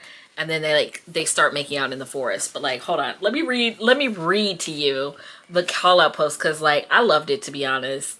Let me see if I can find it. Oh, really? I crossed my arms, narrowing my eyes. Yeah, really. His laugh is a soft rumble in the quiet morning air. Maybe I like watching you move. I open my mouth, but no actual words emerge, so I just shake my head and turn away. He stops in the road, catches my wrist, and tugs until I have to angle toward him. Don't do that, he chides. Do what? Shadows play across his face as he draws me nearer. Like that night in his room, he presses his thumb into my palm, and just that bit of pressure ignites my insides, sets my heart racing. That thing you just did, that thing you do, he says, his eyes filled with humor and a shadow of hurt. Tell yourself I'm just teasing. It's okay to be nervous, but please don't dismiss the idea that I like you, B. I make a strangled sort of indignant sound. I'm not nervous, I'm just... He tilts his head. Just what? And like, yada, yada, yada, they keep talking, but they like make out. And I'm sitting here like, I'll give Nick some points on that, all right? I give Nick points on the call-out post, all right? I'll give him that. So, chapter 25, Bree meets up with Patricia in the graveyard where she tells her that, like, the graveyard is segregated, and she takes her to the side where basically, like, all the black people are buried. And Patricia explains to her that, like, root is either borrowed, bargained for, or stolen. So root crafters are the ones that borrow root from their ancestors, while, like, the people who use aether, like, steal it from their ancestors. So let me read her explaining that, because that's 223? As you know, there is an invisible energy all around us, everywhere in the world, that only some people know about. Some of these people call it magic, some call it ether, some call it spirit, and we call it root. There is no single school of thought about this energy. Is it an element, a natural resource? I think it is both, but as a practitioner in India or Nigeria or Ireland may not agree. The only universal truth about root is who or what can access it and how. The dead have the most access to root, and supernatural creatures have the next closest connection. But the living must borrow, bargain for, or steal the ability to access and use this energy. Our people, root crafters, borrow root temporarily because we believe that root is not for us to own. She waves a hand over her stones and food. We make offerings to our ancestors so that they will share root with us for a time. And then, after it's returned, we thank them for being a bridge to its power. This is the unifying philosophy of our practice. Beyond that, families have their own variations, their own flavors, if you will. So it has always been, and so it is. You said you don't know how my family practice. I don't. In your circumstance, it seems your family's way is gone. All I can do is introduce you to the craft as my family understands it, using my way of sharing truths. So chapter 26, Bree then gets dragged to Patricia's ancestors' memories, Louisa. So the thing, let me back up. The thing about, like, how do I say this? The thing about rootcraft is that, like, most of them, because they are borrowing it from their ancestors, like, are very, like, they'd have earth magic, but they also, like, speak and interact with the dead, and, like, they jump into their memories, and, like, they can, like, talk to them in their memories. Like, there are times where, like, even though, like, they're seeing a memory from, like, their grandma's, like, life, like, she'll turn and, like, talk to them and, like, interact with them and stuff. So, like, it's very, like, closely also tied to, like, a lot of interacting with the death and the dead and da-da-da-da. So, like, there's also a lot of that. But basically, Bree gets dragged into Patricia's ancestor's memory. Her name is Louisa, and Louisa, so before I get into this, this is where, like, anytime they're going back into their ancestors' past, obviously there's going to be a lot of talk about, like, slavery and da-da-da-da-da. So, like, this is where all that's also coming into play. So, Louisa, the scene that you're coming in on is Louisa has just been, like, whipped, and she's getting her back healed. And, in parentheses, I really wasn't in the headspace to read about this right now, but cool. It's okay. It's cool. Bree also learns that root is finite and can only be used for so long. So let me go to the explanation for that too. By the way, we're also in part 3 now, I believe. Yeah, welcome to part 3, which is titled Roots. Finally, Mary leans back, beads of sweet glistening on her forehead. Mary is the one that's using root to, like, heal Louisa. But Abby's wounds have not fully closed. Oh, sorry, Abby. She's not done, is she? She is. But Abby's still bleeding. Look at the herbs. Beside Mary's knees, the bundles of plants and herbs have turned withered and black. The moist roots have dried and curled into small, sooty fists. I don't understand. Wildcrafters borrow power from their ancestors in order to use the energy of the plants. The power is finite, and so is the living energy of plants, as is Mary's ability to operate as a vessel, as with all crafters of her branch. Illustrating Patricia's words, Mary herself sways on her knees. Louisa rushes to her side to help steady her. And then Bree tells Patricia that she's involved with the Order of the Round Table, who are also called blood crafters because they steal root/ether from their ancestors. So that's the order and all that, which is on page, let me see, 233. No, not just a word. She wraps her hands around mine, drawing them together between our bodies. The softness of her skin is only a sheath. Underneath her hands are unyielding steel. Bloodcrafters don't borrow power from their ancestors. They steal it, bind it to their bodies for generations and generations. I know about the bloodlines, I sputter, a pool of dread forming in my stomach. What they use their powers for, what they fight. Then you know their sins, Patricia says. Bloodcraft is a curse brought to life. Blah, blah, blah, blah, blah. Oh, wait. Patricia's eyes hold every Legendborn horror I've heard of and witnessed. Every evil I've imagined, and then some. The Merlin who stole my mother from me. The Merlin who took Nyx. Sells ruthlessness. The Regents. Fitz losses. The Lieges who abused a child they called king. It's colonizer magic. Magic that costs and takes. Many practitioners face demons. Many of us face evil. But from the moment their founders arrived, from the moment they stole native homelands, the Order themselves gave them... From the moment they stole native homelands, the Order themselves gave the demons plenty to feed on. They reap what their magic sows. So Patricia told Bree that, like, when they're in a memory, nobody can see or hear them. But then, like, Louisa she turns her head and looks right at Bree. And then she, like, grabs her arm and then drags her to another ancestor's memory. And then Louisa takes Bree to see Louisa's grandmother, Pearl, who is giving birth to a baby. And they see the baby boy's eyes and then realize he is a Crossroads baby from a Crossroads man.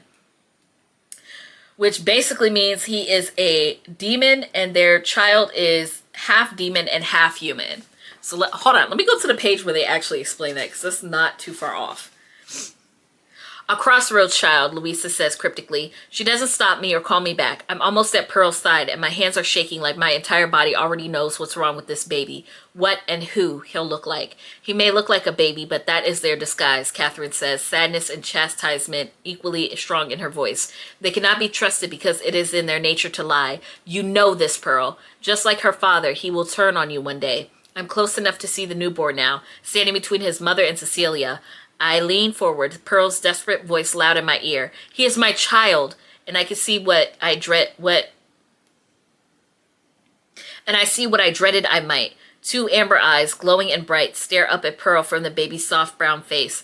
Then, defying Patricia's comprehension like Louisa before her, Cecilia grips my elbow. Her eyes blaze with awareness and lock firmly with mine. I try to turn away from their fire. They're burning, but she holds fast. This is not a child, she says fiercely. It is a monster. The world spins and disappears again. So then Cecilia pulls Bree into another memory, which is Ruth which is Patricia's sister. And she's going to UNC at the same time as Bree's mother. And then like they see this hooded figure open a gate to a horde of hellhounds, and like the hellhounds step through, and then Bree comes back to the real world. That's when like Bree is kind of like freaking out, and Patricia's like, "Are you good?" And she's just like, "I'm sorry," and like runs off.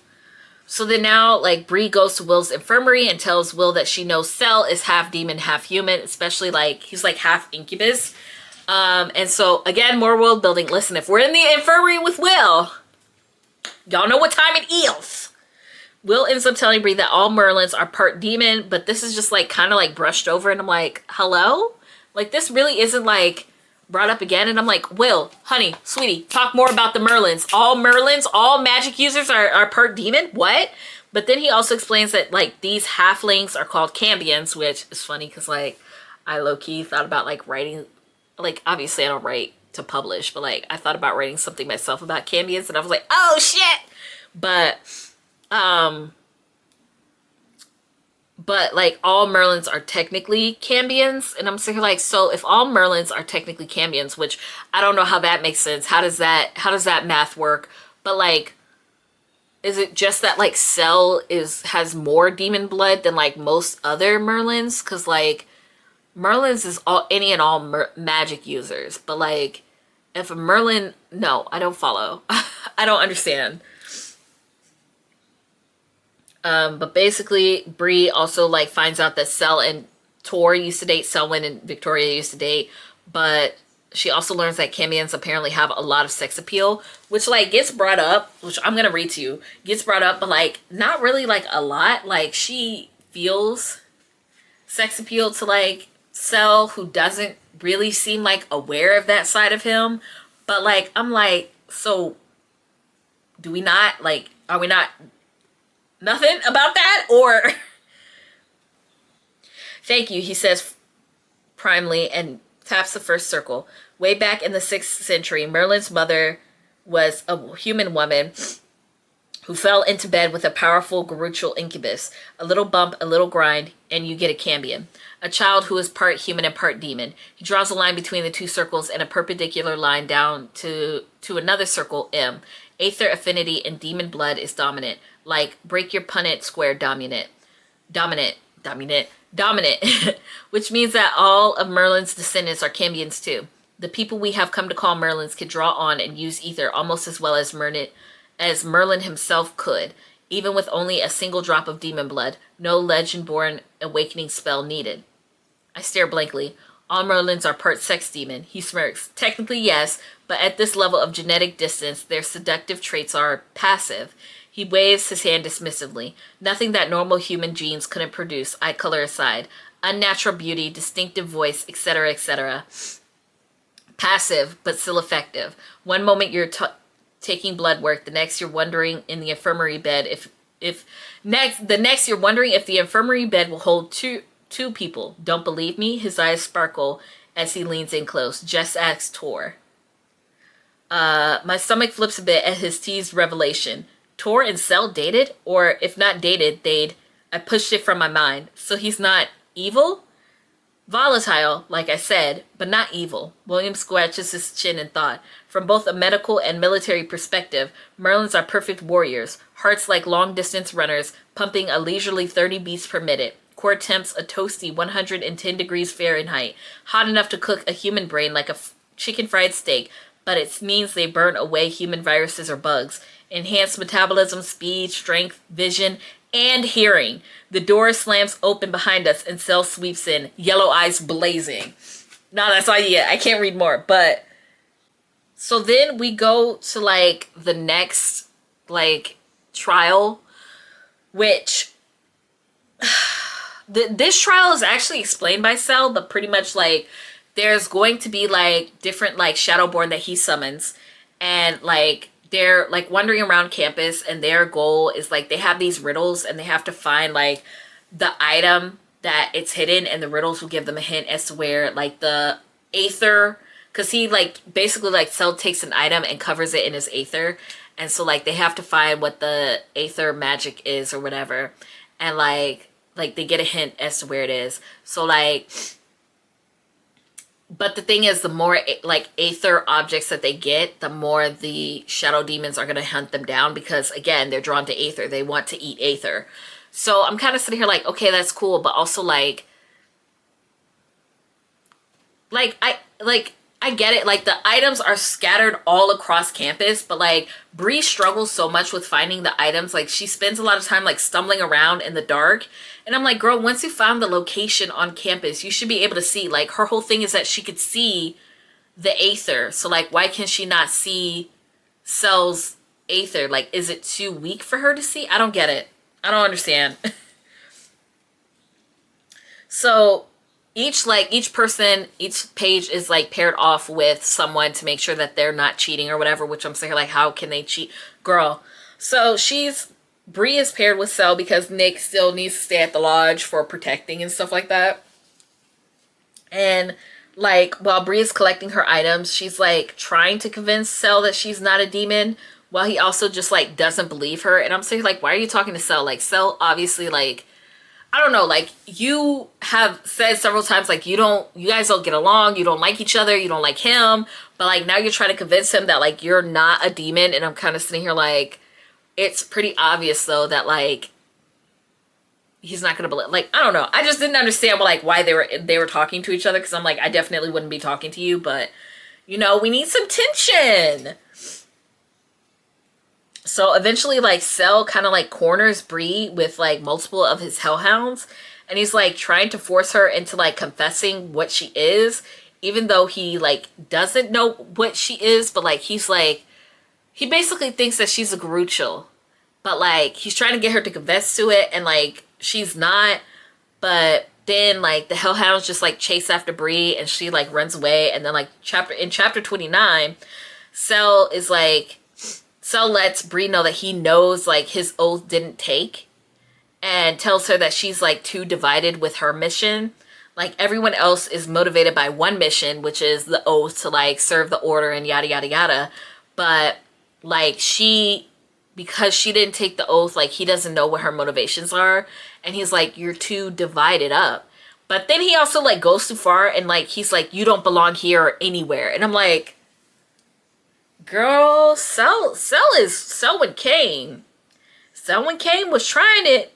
But then again, I'm also sitting here like, Bree is still trying to like fit in with people that like don't want her or don't need her. And I'm like, why? Is this still because of her mom's death? Because yet again, like, because I was sitting here like, why wouldn't she try to learn more about Rootcraft? So she finally does kind of like hang out with Patricia to like learn more about Rootcraft, but then she like runs away, and she's like leaving. I don't know if I mentioned it before, but she's like leaving Patricia on red, and like not really like responding to her. And I think she was like, I can't do this anymore, or something like that.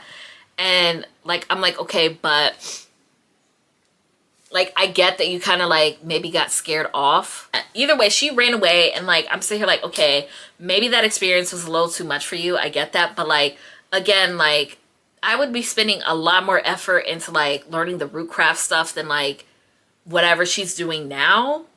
I don't know, girl. Like, maybe it's just me. Okay, we're gonna move on.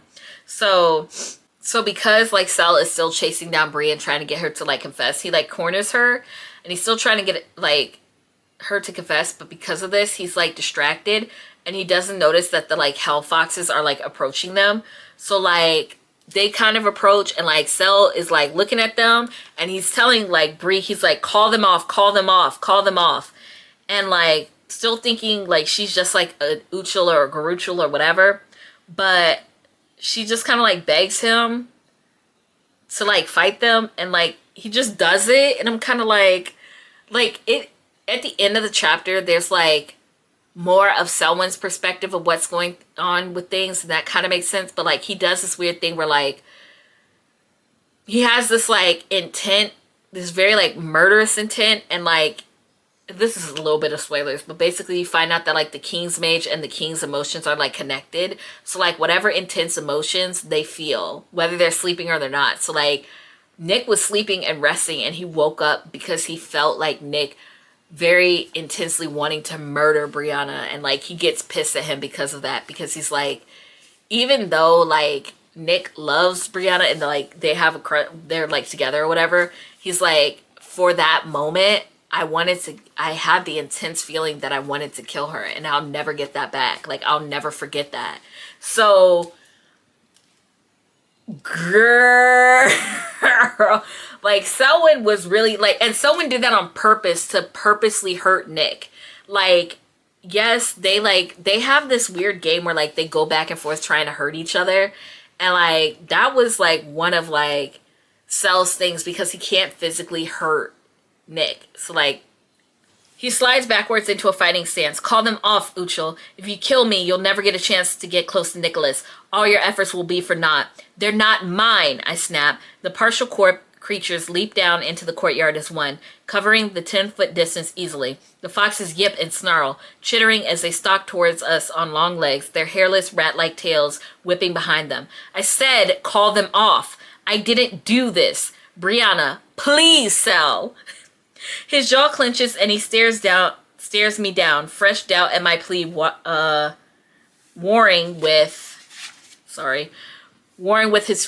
the fury in his eyes, a flash of blue-white aether, and then Sel murmuring while aether streams rapidly into his hands. It collects into spinning globes in his palms. Then the globes expand and elongate until they form two long staffs that harden into shimmering crystalline weapons, dense and heavy. Instead of retreating, the foxes snap their jaws eagerly at the sight. Sel fights them, and but the foxes start eating at his weapon because, again, made of aether. And I'm also kind of sitting here like, why haven't other demons tried to do this before? Of A, it's made of aether, I want the aether, and then B, I can just eat it so they can't attack me with the weapon. You know what? It's probably because not all demons are smart. Only some of them are smart for some reason. But as Sel's kind of fighting the foxes, Bree's arms are glowing, and but then Sel grabs her and oh my god. Sel grabs her and starts healing her. And I'm kind of sitting here but why would he do that? I understand that he doesn't really, he's still even though he's chosen to help her for right now, he still doesn't necessarily fully believe her. He's still suspicious of her, and he's I don't know what she is. I don't know why she can do certain things. She can break his mesmer. She can see ether, and she shouldn't be able to do these things. No Merlin that he's met before can do these things. So why would you heal her? That's what I can't, girl. And then they both kind of jump underground into this secret passageway, and they jump under the earth, and now they're in a bunch of tunnels. So in chapter 30, they're moving through the tunnels that were apparently made by the founders, and Sel is demanding answers from her, and she has to answer because she doesn't know her way through the tunnels. And Sel could basically just leave her there, and she could wander around for hours. And I'm okay, but if he does that, right? If he does that, Nick is going to find out and be pissed, and then they're just going to come find you. You don't have to tell him anything. You really couldn't. You can just call him out on his bluff. Sure, it's going to suck because you're going to be down in the tunnels for a long time, but you can literally just wait, and Nick is going to be go get her. And he's not going to have a choice but to people will go, whatever. So then Bree finds out that Sel's mother was a Merlin and an Aether scholar that studied demonology. He also talks about how Aether cannot be destroyed or created, so he doesn't know how Bree was able to generate Aether from her arms. And then Bree's grief, oh my god, I remember this. Basically, while Sel was talking about his mom and kind of talking about how she was arrested or something like that, or da-da-da-da-da, she's basically I don't care. And I'm okay, so let me get this straight. Nick we literally just a couple of pages ago found out about Nick's tragic story with his mom, right? And Bree was oh my god, he's so whatever, da-da-da-da. And they kind of have a makeout session or some dumb shit about that. But Sel, who granted y'all don't like each other, but Sel is telling you his tragic story with his mom, and you interrupt him and it's basically I don't care and da da da da da, and you're being a bitch to him. But I'm isn't your whole thing supposed to be relating to people who don't have moms, or have issues with their moms, and have all your whole thing is mommy issues. So even if you don't like Sel, I fully could see her being oh, I feel a little bit bad for Sel, because she has moments. She had another moment where she found out like stuff about his mom. It was like, oh, I feel bad for him that he was like forced, like kidnapped and forced to be the king's mage. But like now she's like, oh, I don't care about your story. And I'm saying like, so the only thing that matters is you and your mom. Girl.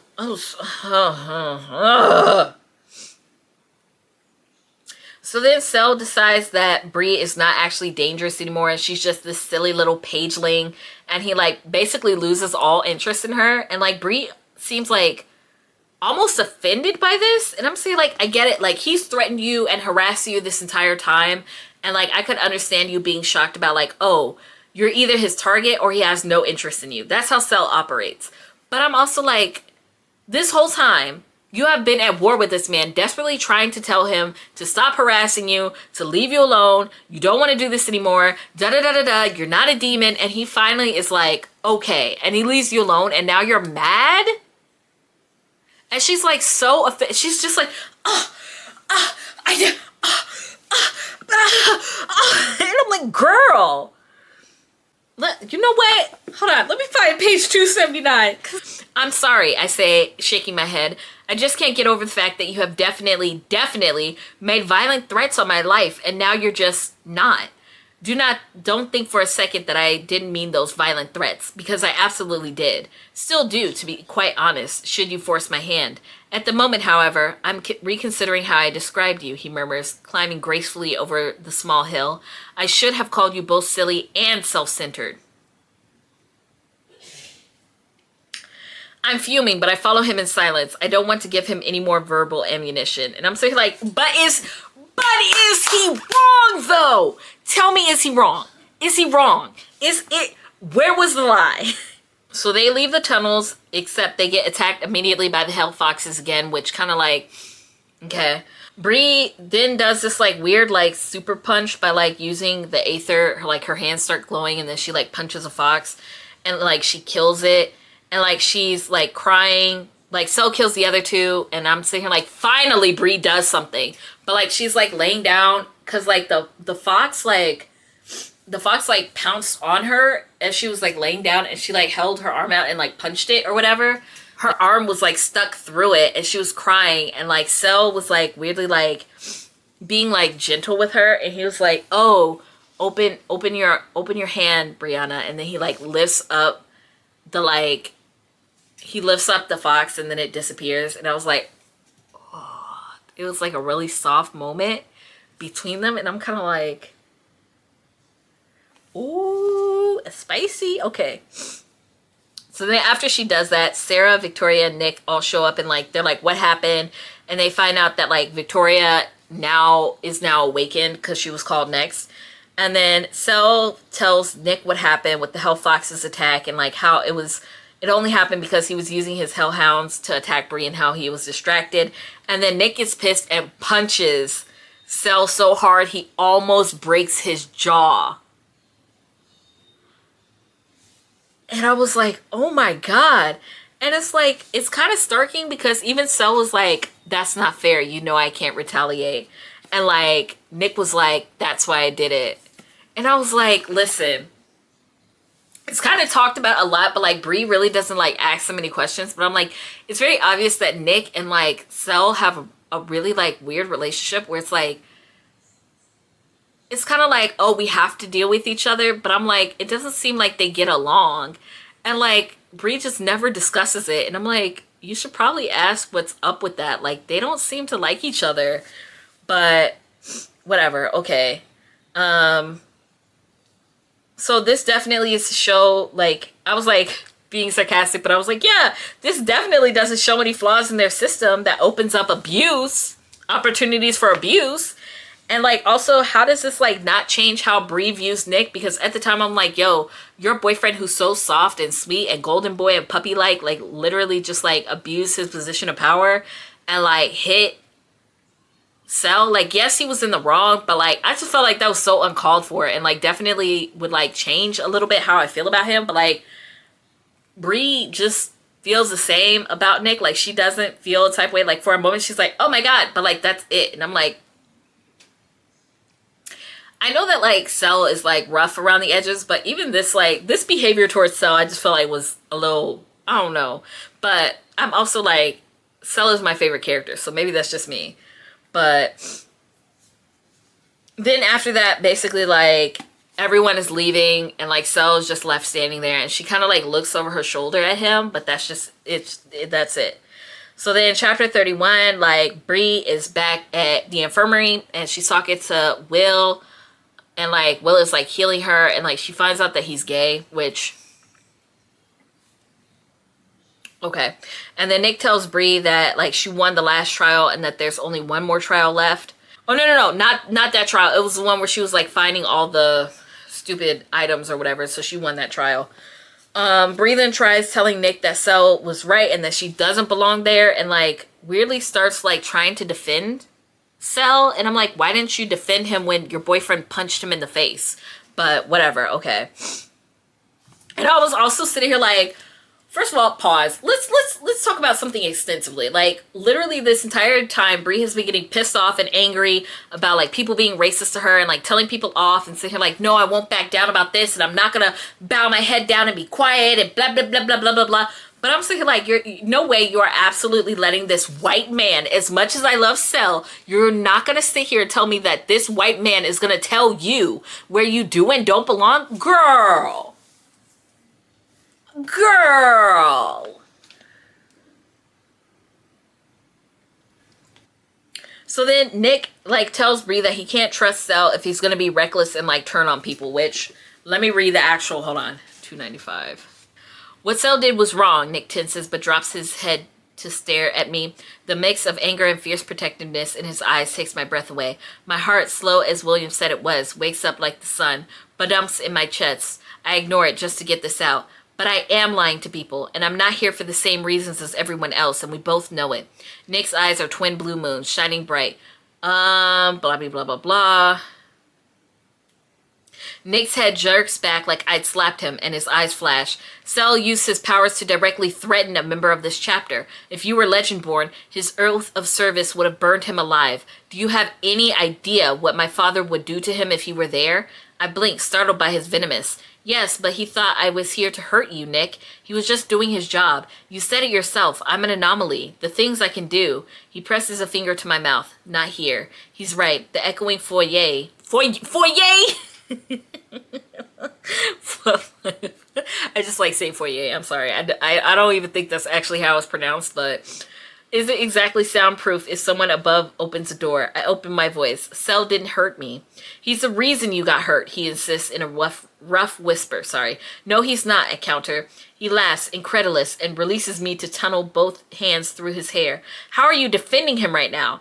I'm not, I groan. Cell shouldn't have sent his hound after me, but he's not wrong to be vigilant. You did see those hell foxes, Nick. They'll eat the Legendborn's weapon and armor, steal it away, leave all of you helpless. Which is why I need to be able to trust my King's Mage, he fires back. And right now, I don't trust him. I don't.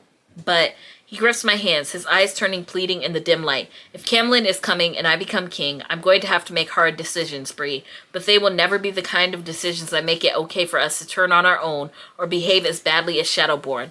I won't be the leader that allows, hold on, our opponents to turn us into reckless monsters. And that's exactly what Cell let happen tonight. He allowed his anger and his fear to twist his perceptions of facts and turn him into his worst self. If he succumbs to... He stops short, grips my fingers, turning them so that he can press his lips to the back of my hand. That's not the type of warrior we can afford to take into battle. To which I'm sitting here like, he's not wrong. But let's talk about this. Because, like, you don't find out until Cell's perspective, but, like, so the whole thing about King's Mages is that they use Aether, and at some point, like, their demonic, like, powers, like, take over them. And they like turn into a demon, right? At some point, like that's why everybody's like, at some point he's gonna turn on you. He's going to turn on you. His demon instincts is gonna take over. Like you can't trust them. Da da da da da. And I'm saying like for someone who's sitting here like you can't trust them, why would y'all make them the King's Mage? Why would y'all put him directly next to the king? Shit's not adding up. But two, Nick actively does things where he'll like question he'll question Sel's ability to control himself or curve his demon, like, you know, abilities in front of other people to instill that fear of like, oh, maybe Sel's losing control, to get people to be like afraid of him. And I'm saying like that's a dick move too. Like Brianna doesn't know that in the story, but I'm also sitting here like that's not good. Like you are just as bad as him. Both him and Nick and like Sel are in this cycle of like hurting each other. And like Brianna like kind of knows about it, but again, she like doesn't do or say anything. Like it doesn't get, I'm like, why are you just like, you're not gonna say anything? I don't know. Like I get it. It's like really not her problem to get involved, but I just feel like as a, like it's just weird. It's so weird to be like a bystander in that situation and not like, it's kind of like, get your fucking boyfriend, bitch. Like, I don't know.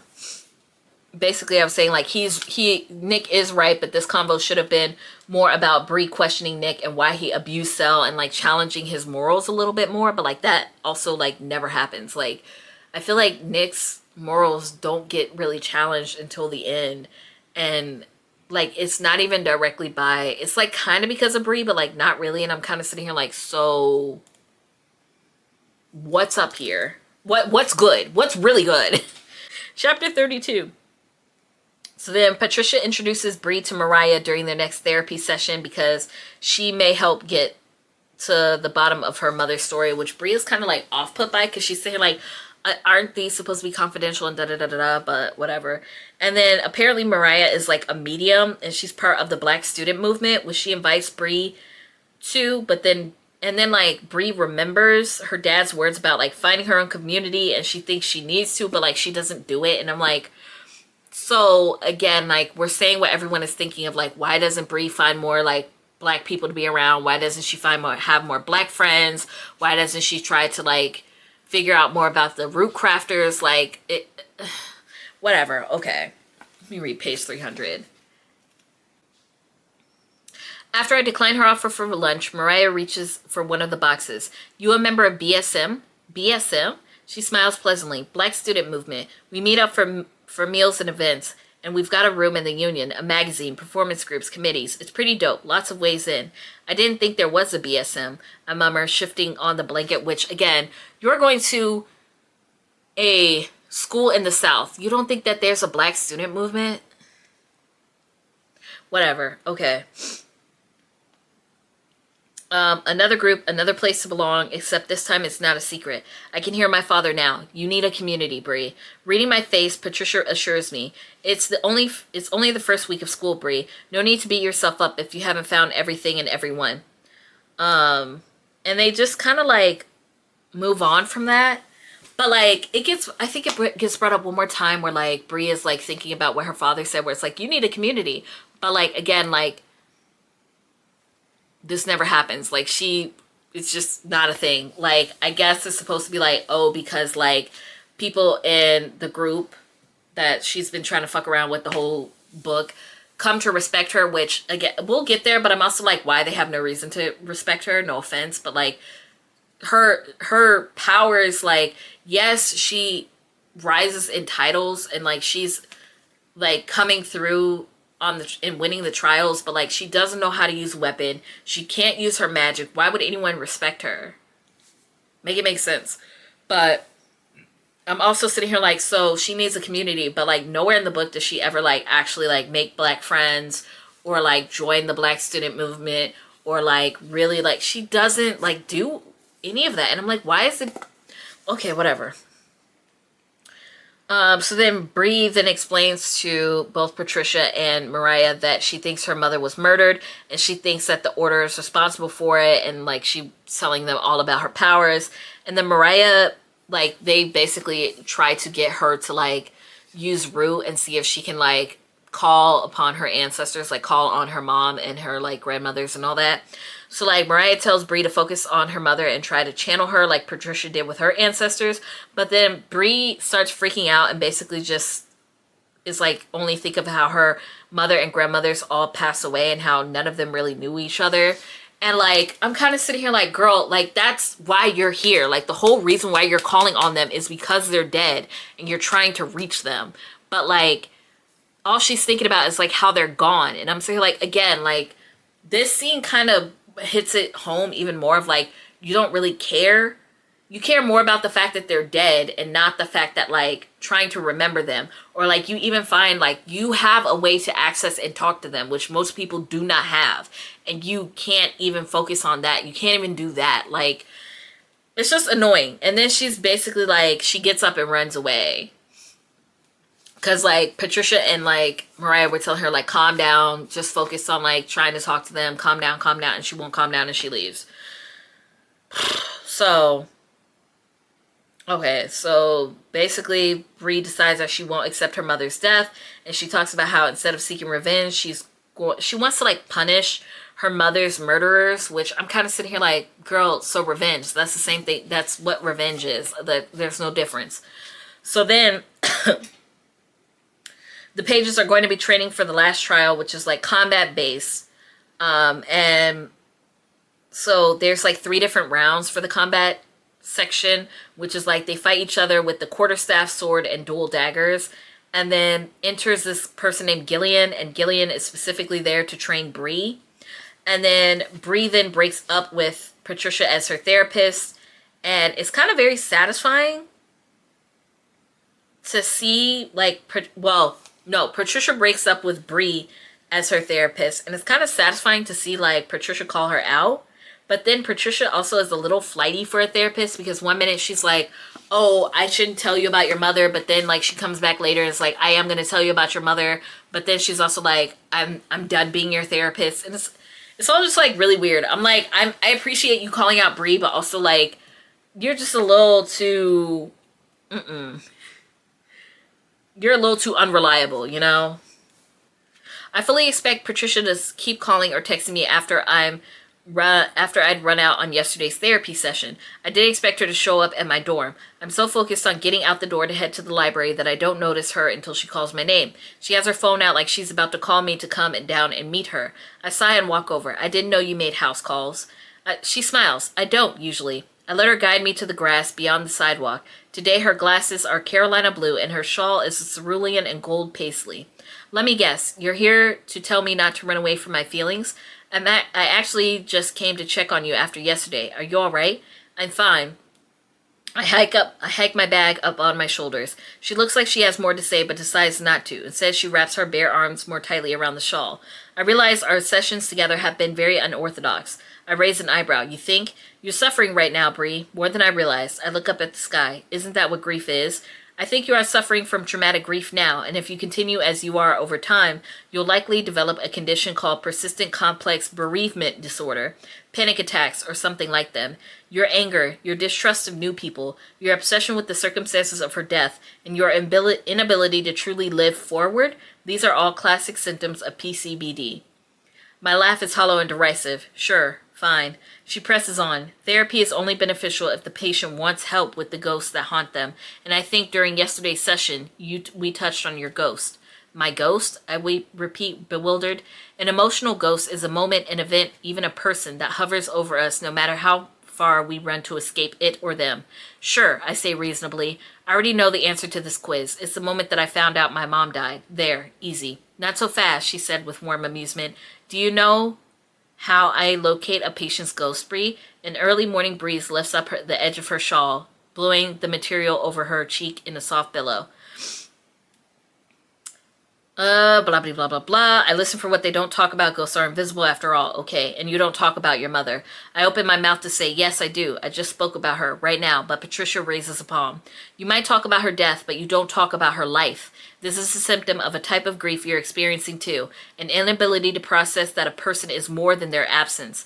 That love is about more than loss. She isn't lost, I snap. She didn't just wander off and get lost somewhere. I hate it when people say that. Well, what happened to her? What do you mean what happened to her? She died, and someone is responsible for that. Her lips go thin. Behind her glasses, Patricia's brown eyes have iron in them now. Rootcraft is used for healing, protection, and self-knowledge. The same can be said for therapy. But you don't want those things, do you, Bree? I don't know what to say to that, so I turn away. She speaks calmly, but her words are weighted stones dropping one after another, dragging my limbs down, pulling me into unknown depths. Even if you succeeded in your goal and found proof, revenge won't bring her back. I'm trying to skip to the part where she was like breaking up with her. Blah, blah, blah, blah, blah. She turns toward the open quad and tugs her shawl tighter. I'm going to go now. I apologize for surprising you here today. That's it. I follow her as she descends down the steps. You're just going? I'll call your father next week and give him a referral to another therapist, someone who specializes in your condition. What? I sputter. You're just getting rid of me? Why? She turns then, eyes more somber than I've ever seen them. I thought that I could help you ease your grief by connecting you to your mother and our community, but I made a mistake. I brought the craft into your sessions when perhaps I shouldn't have, particularly as your mother never brought you into the fold herself. So you're just abandoning me? I say, my voice cracking with sudden emotion. She sighs heavily. There comes a time when even passive support turns to endorsement, and I won't endorse what you're doing with the order. I can't. My hands ball into fists, and you won't help me figure out what I am. When she speaks again, her voice is thick with sorrow. I want you to figure out who you are. We all deserve that answer, but the journey it takes to find it. But I fear for you, Bree, and the path you have assigned yourself. I know that the Order, for what they're worth, has worked for centuries to rid our plane of creatures who cross over and take material form. They may find monsters, but they aren't protectors. To which, again, completely satisfied in, like, finally happy, right, about Patricia calling out Bree. But again, I don't think people mostly, like, a lot of people who DNF the book didn't make it this far into, like, part 3, where Patricia kind of, like, calls her out. And again, Bree does, like, get better, but, like, it's just so satisfying. And I'm like, at some point, you also have to realize that, like, I don't know. For me, Bree was just not that likable as a character for majority of the book. Like, there's short periods where I liked her, but for the most part, I'm like, I can't stand Bree. Bree basically interprets this as Patricia abandoning or leaving her instead of actually, like, reflecting on what she said, which, again, like, you're still missing the point, baby. So, 34, Bree is still doing terribly with her training. Basically, like, Jillian is kind of giving her a taste of what, like, Nick had to go through his entire life with, like, pretty much, like, beating her. It's like, really weird. And then, like, the night before the tournament, Sel helps her train before the trial. And I'm kind of sitting here like, I don't follow. Hold on. Let me read to you his explanation of, like, why he would do this. Because, like, literally, like, nobody believes in her. They're all making fun of her, da-da-da-da-da, being passive-aggressive. And then, like, here's this. Right as I meet Greer at the door, I feel Sel's gaze on my back. I haven't spoken to him all week, but there's an expectant weight in the sensation of his eyes. Mind you, she hasn't talked to him since the whole incident of, like, him trying to, like, the whole Hell Fox thing and him trying to, like, kill her, whatever. I sigh. You know what? I'm going to stay for a bit. You go on ahead. Greer raises a brow. They look over my shoulder at Sel sitting on the bench, then back at me. You sure? Yeah, it's fine. He waits until their footsteps disappear down the hall. Do you want to be a squire? His voice is inches behind me, and I yelp even though I should expect his silent approach at this point. I frown, not sure how to answer. Do I want to achieve the title? Yes, so that Do I want to achieve the title? Yes, so that I'll be powerful enough in the hierarchy to demand an audience and the truth from the regents. Do I want to fight in this war as a squire? It's a yes or no question. I do, yes. He hums, then turns, shucking his jacket and tossing it onto the bench behind him as he moves it to the center ring. Then he stands there in his usual black tank and loose pants, rotating his wrists and stretching until corded muscles stand out on his forearms and biceps. What are you doing? I've decided that watching you fail this spectacularly is too painful to bear. Get over here. What? He rolls his eyes. I'm offering to train you, you silly thing. What happened to Brianna? I like that better than silly thing. Stop stalling. I toss my towel into the linen basket by the door. There's no way I'd let you train me. Why? Why do you want to in the first place? You can't want me to succeed. He bends to stretch one arm to an ankle, but I can still see the upturned edges of his smile. Let's just say I am not particularly fond of the bullies at the moment and the way they attack others' weaknesses. It would please me to watch yours fall tomorrow. I jut my chin out. I don't believe you. Obstinate creature, he huffs under his breath. Come here. I am serious. I swear it. I swear it. A vow Nick utters too. For all their differences, there are still echoes. So there you go. So I'm kind of like, you know, Bree, The thing that kills me about this whole thing is that I'm saying like Bree really doesn't take a second to think about Sel's motivation, because he literally like tells her like, yeah, I'm not a fan of like your bullies at the moment, and I would love to see them like fail and like da da da da da. And I'm saying like, don't you think how like maybe that might tie into like Sel's change in motivation, and maybe that's, you know, tied to him being forcefully abused through his life to protect this stranger, and how like he's being low-key abused by like Nick, even though yes, like Sel also abuses Nick, but like Nick also like abuses him, and you don't like that never clicks in her head. And I'm like, girl, you're supposed to be smart. Like, what's going on here? Like, why are you not putting 2 and 2 together more often? Like, you literally graduated high school early. Come on now, you're in early college. So then Bree, chapter 35, it's okay. So what's weird is like the trial, the day of the fighting is here, and she's kind of talking to Nick, and like she starts getting nervous, but like Nick notices, and he's like, calm down, and she's like, don't tell me to be calm. And I'm saying like, what the fuck is your problem? She's like, calm down, the thing that Patricia tells me to me all the time. And I'm like, yeah, because it's almost like when you're freaking out, that actually blocks you from doing what you need to do. Every time you're freaked out, you don't accomplish what you're trying to do. And like everyone sees it but you. So she gets upset with like Nick, and I'm just like, I'm so over Brie right now. I'm so over this girl. But like at this point, like basically like nobody believes in her. She doesn't believe in herself. Nick doesn't believe her. Like he kind of believes in her, and like they're rooting for her, but like everybody knows like, oh, she's gonna get eliminated in this round. But like the very least, like the thing that she keeps saying to other people, and like she keeps saying to herself, and like people keep telling her, is like, just lose. It's like it's hard to say, like it's like, we know you're gonna lose, but at least like lose better. Like, you know, like try to like give a good go, give a good fight. Don't like lose badly. It sounds so stupid. Okay, so the third trial starts, and Bree like loses to Sydney, which I think was in the daggers, but then she wins against Blake with the quarterstaff. And so like her last fight is with Vaughn, and she ends up winning because with Vaughn it's supposed to be the sword. And I'm saying like, okay, Vaughn,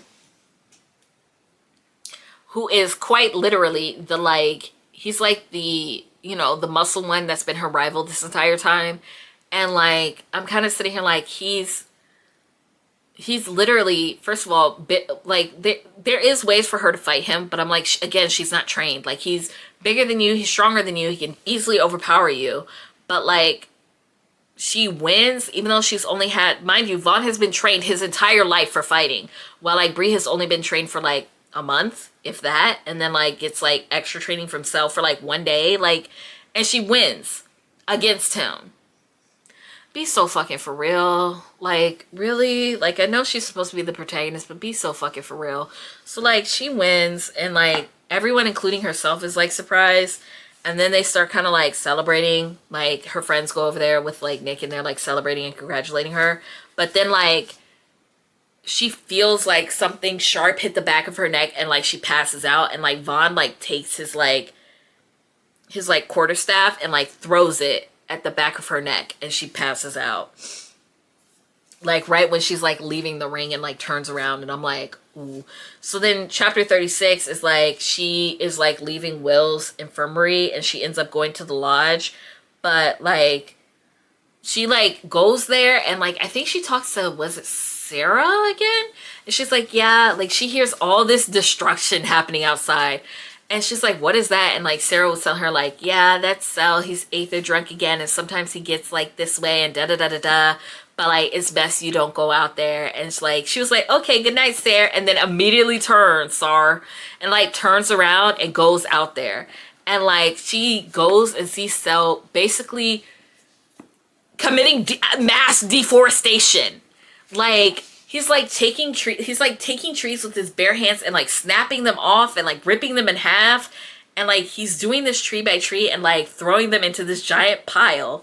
And I'm sitting here like, okay, listen, I know that like they kind of act like, oh, Sel is just doing this again, and I'm like, but how often does he like destroy a large chunk of the forest? Like, wouldn't someone stop him? Like, shouldn't the order say something about this, or campus? Because like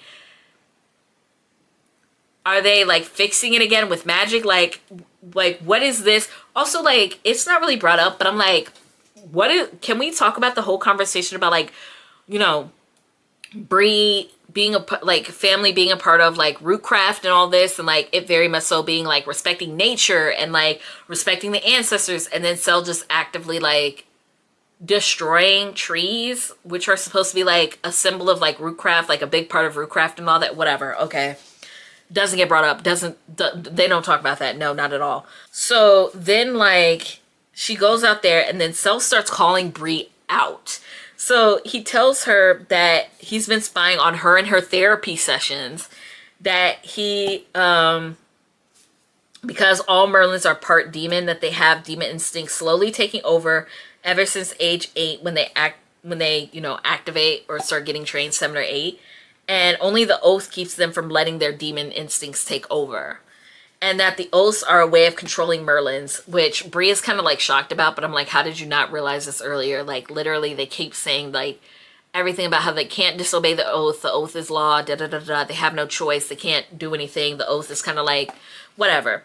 And then Merlins that are cast out will regress into becoming a demon, which Cell is kind of at the risk of. And I'm sitting here like, okay, so if Bree is casted out, which she didn't know until now, she would have turned into a demon. So then, like, Bree goes back to the lodge, to Nick's room, and falls asleep. And then she, like, wakes up, and immediately she goes to, like, Cell's tower. When she, like, because she, like, wakes up and hears him coming, like, back in. And he's, like, going up to his room. And she immediately goes to his, like, tower where his room is to go talk to him. And he, like, answers the door, like, shirtless, because he was, like, I guess he was about to go in the shower, or got out of the shower, or something like that, which Bree is all flustered about. And so, like, Cell puts on, like, a shirt on, and Bree explains to him, like, this theory that she has, which, let me go to it. Let me just go to it, because there's a lot to explain. Let me see if I can find it. It's page 347. What if you were wrong about a mole, but right about the attacks being organized by someone close to the chapter? What if it was a previous King's Mage who opened the gate 25 years ago, and the Order punished them by removing them from their posts? If this King's Mage became unstable away from their oaths, then what would stop them from taking revenge on the Order and anyone else who led to their being caught? Maybe this Merlin gone bad went after my mother because she was a witness that night. And then maybe they came here to hurt the Order by opening gates again and kidnapping the most valuable scion. After the attempts to take Nick didn't work, they sent Hell Foxes after the current King's Mage to take you out of the picture. If these attacks are all connected, I can find my mom's killer and you can prove your hunches were right. When I finish, he sits back in his chair and studies me for a long, silent while. He stands up to pace to the end of the room and back, stops, stares down at me, then paces again. Say something. Something. Bree's theory is that a King's Mage opened up those gates because she witnessed, like, from Ruth's memory that someone opened up the gate and let a bunch of hellhounds loose. And, well, hell beasts, whatever, loose. And she thinks that it was, like, one of the previous King's Mage. Which, true but not true. We'll get there. But, like, Cell is kind of, like, considering it. So then he, like, is sitting here like, the only way we're going to find out information is if we go to, like, Lord Davis's, like, if we research more by going to, like, this library that has, like, the access that we're looking for, which is going to be Lord Davis's library. And so, like, he starts picking up Bree, and she's like, please tell me we're not about to, like, we can't, like, break into Lord Davis's, like, house. And he's like, yes, we can. They're away on, like, he's, like, away somewhere else and da-da-da-da-da. We just have to be quick before they come back. And she's like, okay. But then he, like, picks her up, and she's like, please tell me you're not about to jump out of this tower. And he's like, I'm not about to jump out of this tower, as he, like, moves to the window and jumps out of the tower. And I'm like, I love Selwyn Kane. I love him. I'm sorry. So then, okay, chapter 38. They go to Lord Davis's house, and they sneak in, and they go down to the basement where all the records are. And then, like, Cell starts explaining more of his childhood as they're, like, reading through, like, documents and stuff, because they have 2 hours to read through the documents. So, Cell's childhood. He, like, he went to a school in the mountains for Merlins, but then he was adopted by Davis and got all of his, like, attention. So, like, I guess Nick got jealous, and then he also admits that he was in love with Nick when he was 14, but he's over it now. And I'm kind of sitting here like, are you sure are you positive you're not still in love with Nick? You sure? You sure? You should not even just like, not even like romantic feelings, but like you obviously like care for him. But like, I also feel like a lot of his actions is like, you know, those things where they're lashing out at you because they care about you type of thing, which is not good and like still kind of abusive, but it makes sense. So I don't know. So then Bree brings up Tor and Sel for some reason, and Sel's just like, yeah. And she feels jealous and she feels like desire for Sel, but like doesn't say or do anything about it. And I'm like, Miss Ma'am. So then the two go back to Sel's tower after finding like the documents that they want, and then Sel starts reading the first half and Bree reads the other because it's 2 documents. So this is a long one, so I'm just gonna try to summarize. But basically, like, Sel's mom was the one who opened up the gate last night, and then the whatchamacallits watch over, like, the regents is what I meant. The regents watch over her as she becomes stable again. So like they arrest her and then they watch over her as she like slowly shows signs of like becoming stable again, and they mesmer her and like release her, but then lock her up again when she showed signs of being unstable, which like they don't really go into detail of like what stable and unstable means, but they just say it. And then during this time, Davis ordered that she conceive a child so that their bloodline can continue to serve, which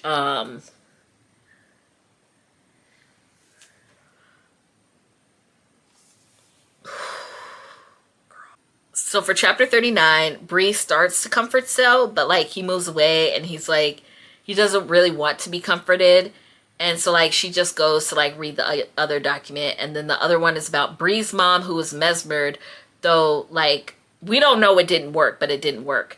And she was secretly monitored by the Order for several years. And she like basically tries to hide the fact that like she wasn't mesmered. The record then reveals that her mom was really just killed in an accident, and that was it. Like, there was no foul play, there was no murder, it was just completely an accident.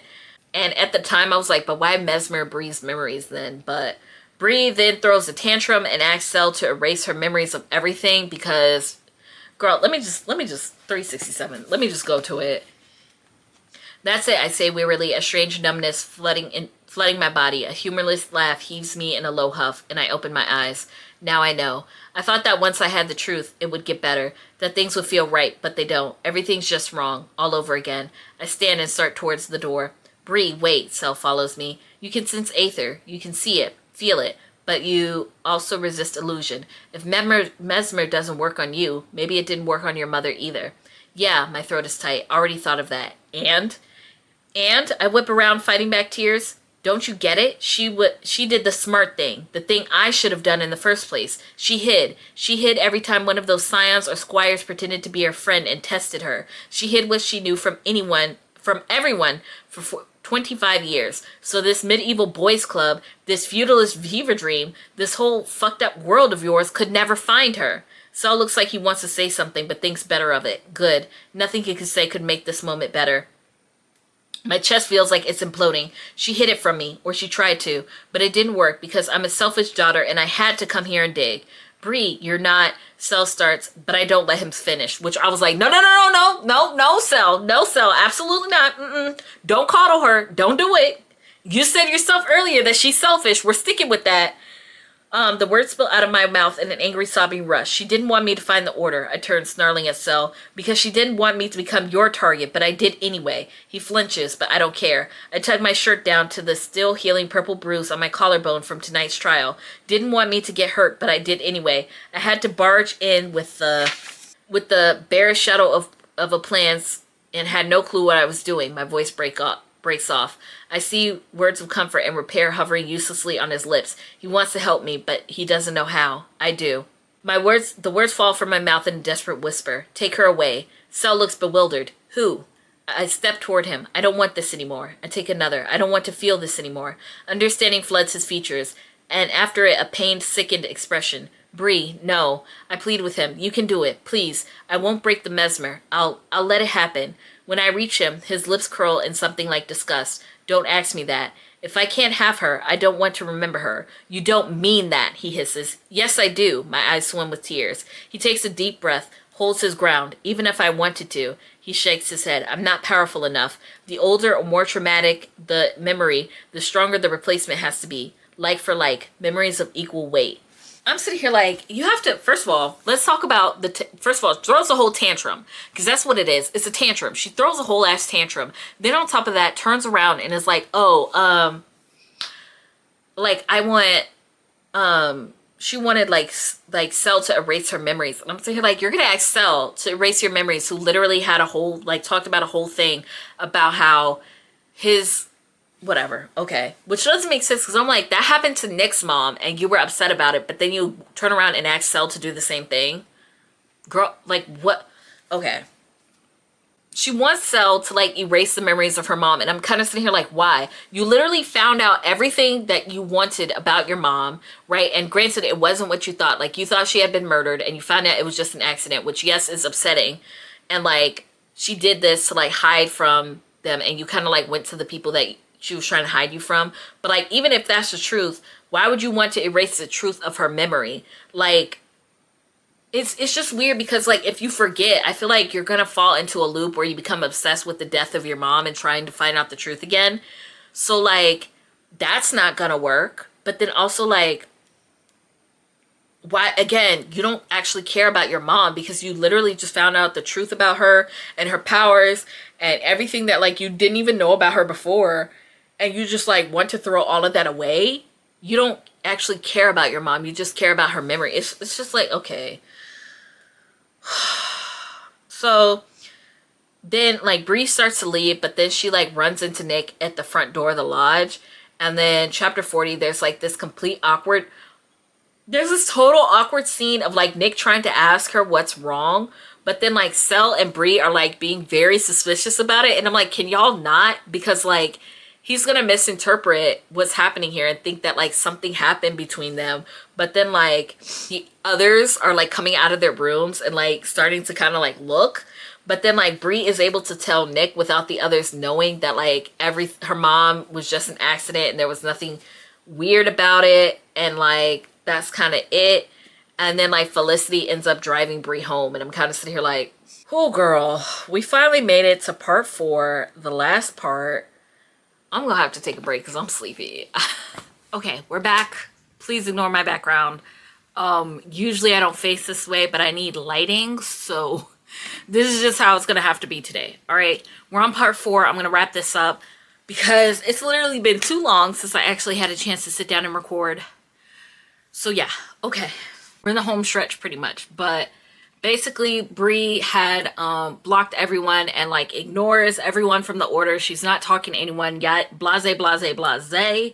And then like she basically like does, so she basically like a week goes by where she's pretty much just hyper focusing on school and studying and like not doing anything else, and that's pretty much it. And there's this gala. I don't know if I mentioned the gala earlier. I probably didn't, but it's supposed to be this gala that is coming up, and the gala is basically just like where they pick their pages to be their whatever, right? So it's this huge thing. Everyone has to get dressed up, yada yada yada. And like Alice is asking her about it, but she's like, no, I don't want to go, and da da da da da. And like for some reason now Alice is worried about Bree because she says she doesn't want to go to the gala. And I'm like, but what is the switch up now? Like, you literally didn't care about the gala until now, or you didn't seem to care. But also like, I don't know, Alice, I just wasn't feeling Alice at this point. I really wasn't feeling her for a majority of the book until the end a little bit. Like, I warmed up to her, but for majority of the book I'm like, you are on Bree's case. You're talking about how her life is going downhill and everything is so terrible and yada yada yada yada yada. But like now she's like, oh, I'm concerned about you, and I'm just like, make up your mind. Make up your mind, girl. So Alice does what she always does, which is she goes to her dad and pretty much like Bree's dad and snitches on her. And so like he then drives basically 4 hours to go and like check in on her, and they go to this like diner to eat or whatever, and he's basically saying that he's like worried about her, and like talks about her mom and how she had like a lot of anxiety about like Bree at a certain, like after once Bree hit a certain age, she was like very worried about her getting more independent and yada yada yada, and like she would have anxiety attacks, which he doesn't realize this, but like Bree realizes like, oh, she felt this way because she knew she was gonna, you know, die early. So he then gives Bree her mother's like Bible and her bracelet, which like, I don't know if this is a thing with everyone, but like some people, you know, have their personal Bibles, which is like their Bible that they use, and it's very like, what's the word that I'm looking for? Sentimental. You get what I'm saying? Like it's kind of just for them. It's very personal to them. So the fact that like he's giving her her mother's Bible is like a big deal, if that makes sense. So basically he gives her like her bracelet, but it's like in a box, and he's like, open it when you get back to your dorm. And then he also tells her that Bree needs to make her life about love and not loss, and that she has to live her own life, yada, yada, yada. Let me see if I can find the page. You can study hard, but only if that's how you want to do it. He gives me a wry smile. No matter what you do, you gotta live your life, kiddo. You gotta be in the world. That's what she would want you to do. He reaches across the table to take both of my hands in his. Don't make your life about the loss. Make it about the love. So then Bree ends up meeting with Patricia again.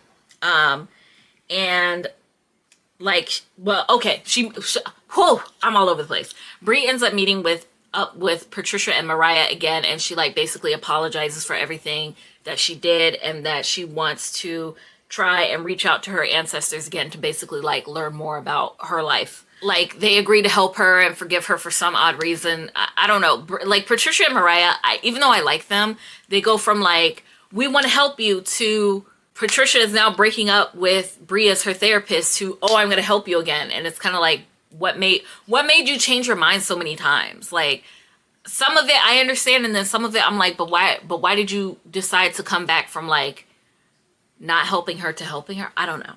So Bree then finds out that she's also a medium, and that her grandmother, whose name is Mrs. Charles, is now going to be like, starts possessing her body. And it's also mentioned that her mom might be possessing her, but like it's unclear. But the grandma is here now, and like the grandma, I guess, is supposed to have like this really strong personality or whatever, but like the grandma, she's being possessed by the grandmother. So there you go.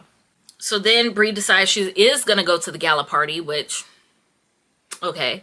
Which again, I mentioned this before, but like, just to reiterate it again, like literally every chance that Bree like gets is like she's running away and she's coming back. She's running away and she's coming back. She's running away and she's coming back. And then like people are asking her at every turn, like, are you sure you want to keep doing this? Are you sure you want to keep doing this? You don't have to keep doing this. You can give up if you want to. And she's like, no. And like, there's almost moments where she's like, why do they keep asking me that? And I'm like, I don't know, girl. Maybe because every single time you get the chance, you run away and you ghost people. Crazy thought, right? Or she'll like be in the moment of shit going down and be like, I want to run away.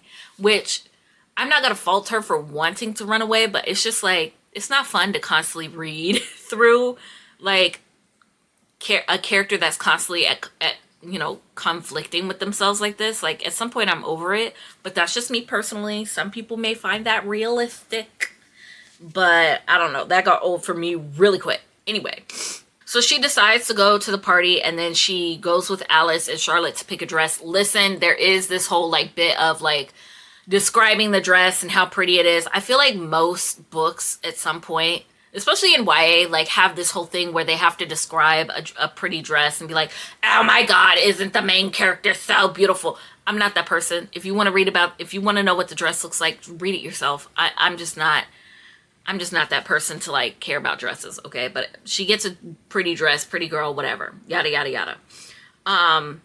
So when she gets to the gala, like she immediately notices that like all the servers there are Black and brown folks. And like there's kind of a moment where like one of the servers like hypes her up or something like that. Like he's like, okay, sis, but like I'm kind of like, Okay. Like, if you think that goes anywhere, not really, but, you know. So, like, now everyone is so happy to see Bree. She looks really pretty. There's a lot of, like, mutual pining between Bree and Nick, obviously. But I'm also like, is no one pissed at her for just, like, ghosting and not saying anything? Like, it kind of just seems like Bree can do whatever the fuck she feels like doing, and, like, no one's gonna get mad at her for it. Like, there should be someone who's, like, mad at her for, like, essentially just disappearing. The only person who's really kind of, like, mad at her is, I think Tor, which a part of me was like, yeah, I can kind of understand why Tor is, like, upset, but the book kind of frames it as though, like, oh, Tor is upset because, like, she's low-key kind of, like, racist or whatever, which I find odd. Like, I'm like, okay, but, like, it could have been written that Tor is just mad just because Bree is, like, obviously not taking this seriously, which other characters also call her out for. Like, they're like, you're obviously not taking this seriously. But, like, I don't know. So then Bree can also sense, like, there's a part where Bree can sense Sel's gaze on her. And listen, let me tell you something. I probably have mentioned it to you before, but let me just tell you one more time. If you are ever confused, all right, I just love me some Selwyn Kane. Selwyn Kane? Selwyn Kane? Selwyn Kane? Mr. Selwyn Kane? Let me read this. As she and the others, she's referring to Felicity, as she and the others approach their line color dresses, I feel the tingling sensation of Sel's gaze, but I can't find him in the crowd. He knows I can feel his attention now. I don't know how I feel about that. Or the fact that even though he knows I can feel him, he's still looking at me. And I'm just like, listen. Are you listening? Black-haired, like, skinny, emo boys it's just, it's giving me everything I ever could have wanted. All right. So Nick and Bree go to dance, but they get interrupted by Isaac Sorensen, which the second they said his name in the book, I was like, he sounds familiar. His name sounds familiar. Like, his name came up before. Which is King Davis's King's Mage, current King's Mage. And the same guy who was doing bad stuff to Sel's mom, right? That's where we know his name from. So basically, Isaac ends up telling Nick that, like, Davis wants to talk to him, so he kind of leaves, which, like, Bree kind of expected Isaac to, like, leave with him, but he doesn't, and Isaac just stays. And, like, Isaac just kind of, like, he's, like, staring at Bree, and he's, like, sizing her up, and he obviously senses something wrong with her, but, like, the entire scene is basically just introducing Isaac, who's, like, very, like, dark and gloomy and intimidating, but, like, not in a Sel way. It's, like, very, like, oh, he's, like, a creep way. That's pretty much how we're supposed to perceive him, is that he's, like, basically Sel, but creepy, because he's the bad guy. So then Sel kind of, like, steps in between, like, Isaac talking to Bree, or, like, intimidating Bree, and, like, he pulls her away, and they go outside and do some, like, slow dancing, but, like, Sel is hard flirting with, like, Bree. And it's weird because, like, Bree kind of knows that he's flirting, but then there's other times where, like, it seems like she doesn't realize that he's flirting with her, but then there's times where, like, she, like, doesn't acknowledge or, like, stop him in any way, and I'm like, okay, listen, I know that this is supposed to be a love triangle and everything, but, like, you and Nick are kind of like a thing right now, right? Like, y'all are technically dating, or y'all have feelings with each other. Like, I don't know what their official relationship is, but it's obvious that you both like each other. Like, now would be a good time to kind of tell, you know, Sel, as much as I like Sel, like, hey, I don't have feelings for you like that, yada, yada, yada. But, like, especially since Sel is aware that these two have feelings for each other and, like, doesn't seem to care about that. Like, at no point are things addressed when things should be addressed. And it's just really weird. Like, Bree just kind of, like, let shit happen. And I don't understand why. Because she's not supposed to be, like, perceived as, like, this very, like, shy. She already says, like, I'm not the shy type. So it's like, okay, open up your mouth and, like, curve him. That would make the most sense. Okay. So Bree and Sel start talking about, like, other stuff in the middle of, like, him kind of, like, flirting. So she asked him about mesmering like real objects, which according to Sel, he said it would take a powerful Merlin, but could only last like 5 to 6 hours. And then she was like, well, what about mesmering an object for like several months or years, like referring to her mother's bracelet without, like, she's trying to ask about the bracelet without telling him about the bracelet and her mom mesmering the object, which Sel says, he's like, it sounds impossible, but he's not surprised when it comes to her because, you know, she breaks so many rules or whatever. So then Bree uses like, okay, this is weird and I don't know quite how to describe it to you, but Bree then uses like nonverbal communication to tell Sel that she's like not afraid of him anymore. Like, it's like I have to, I don't know if I remember because I did mark down the page, but she like touches him or like squeezes him with her hand or something to like basically communicate to him that she's like not afraid of him. And honestly, I kind of like it. I like the way it was written. I'm not gonna lie to you. So she also like ends up letting it slip that she can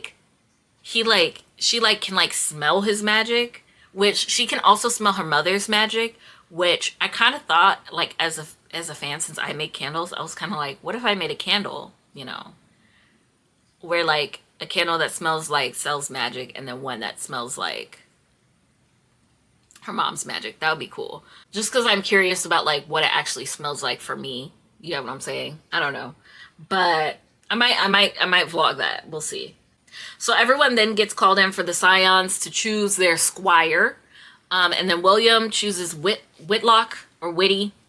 His real name is Whitlock. I don't think I've ever mentioned that. Whitty's real name is Whitlock, but people call him Whitty. To be his squire. So now like Whitty can help Will heal people and stuff. So then everyone gets down to choosing their squire, which honestly, if you care about that, listen, again, I was not keeping up with who was oath to who and who was doing who was with who. Me personally, I wasn't keeping up. I'm so sorry about it. So we get down to the one that everybody cares about, which is Nick choosing his squire. And he's supposed to choose between Sydney, Blake, and Vaughn, right? But then he ends up choosing Bree. And Bree like freezes up. So Bree is like freezing up. Everyone's flabbergasted and looking to her for the answer. Like everyone's staring at her. And like he repeats himself like a good 3 times before she finally answers. And like she was like remembering what her dad said about like, you know, living her own life, yada, yada, yada. And so she says yes. Oh, girl. The shit show that ensued after this. Bree says yes, and then like everyone in the crowd gets so mad. They're screaming, they're shouting, there's pushing, there's shoving. There's like kind of racist statements. Like it's not like, because like let me break this down for a second. The racism that's talked about in this book, if you haven't caught on yet, isn't about like in your face, I'm calling you the N-word type of racism. It's very like covert racism. Google it if you don't know about it. Where it's the little things that people do that ultimately is rooted in racism, right? Or racist rhetoric. Rhetoric. Jesus, I can't speak today. And so that's what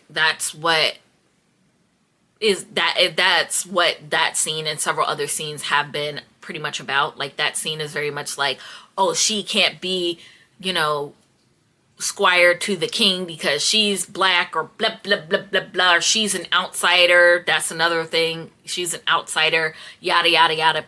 You know, you get the gist. You're smart, you get it. So then everyone's mad at Bree. Actually, I wrote down the exact page so I can just read it to you. Hold on. Yes, I call loudly and clearly. I do. I accept Scion Davis's offer. As soon as the words leave my mouth, the crowd explodes again. The ballroom becomes a storm of exclamations, gasps, and outraged shouting. Lord Davis calls for order, even tapping the mic. It's no use. No one is listening. An attendant moves Nick off stage. He's protesting. They're pushing. You stole this from my son. I flinch. The woman next to me sneers, disgust turning her face into a hideous mask. It's Vaughn's mother, Rose member Schaefer. who had been kind to me before. Tonight the slurs in her eyes rain on me like daggers. This is his future, you nappy-headed little... Someone pushes her back, but another man with a graying beard takes her place, his teeth bared. Yeah, I can't read. I'm so sorry, y'all. A pair of strong arms, cells, wraps around my middle, pulling me backward towards the hands that grab me, hands that try to pull me close so that they can inspect me, judge for themselves. I twist in his arms to find Nick, but he's gone. Insults fly as I pass. Gold digger, once born cheat, charity case. Come on, her blood is dirty. She'll taint the line. That sets me off. I swing around for the culprit. Who said that? Whatever. You get it. So, I definitely understand the reaction. I'm not, of course, I'm with Brie on the whole fact of like, oh, everyone's being racist. But also like, again, as I said a million times at this point, why pick Brie? Like, why would anyone pick Brie? She can't, like, she doesn't know how to use her magic. And Nick knows this. Sel knows this. The rest of the order in that chapter knows this. So like, why would anyone really pick her? Nor can she like really wield a weapon, like in comparison to everyone who's been trained their entire lives and have been actively putting their lives at risk and like been in the middle of action versus Brie, who's at the sidelines or has to run because she's not trained for any of this. Like, why, realistically, why would you pick her? You have no reason to pick Brie. It makes no sense for you to pick Brie. She can't do anything when the time comes, and she's expected to protect Nick, who is the king. But if like an attack actually happens, what is she gonna do? Whatever. Okay, we're moving on. We're moving on because we're at the end. We're moving on. Hold on. So Sel ends up, you know, let me back up. Sel drags Brie off and like takes her to Nick's room, and like he's like leaves because he's like, oh, I'm gonna go get Nick, and like Nick shows up, and then Sel kind of like blushes for once, and like he leaves, which like Nick and then Brie then like make out, but it's like a very intense make out.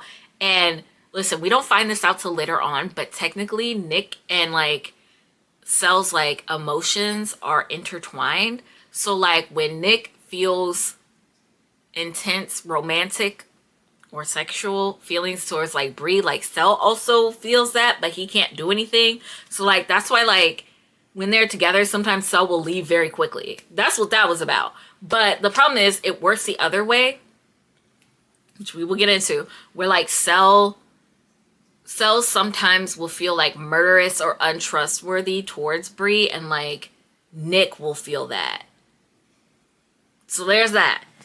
Right. So, which is weird because while Brie is like making out with like Nick, she does think for a moment, she's like, oh, squires can feel their master's emotions, right? Because I think like some of what Nick was feeling, she can feel too. Like the intense desire to make out or whatever.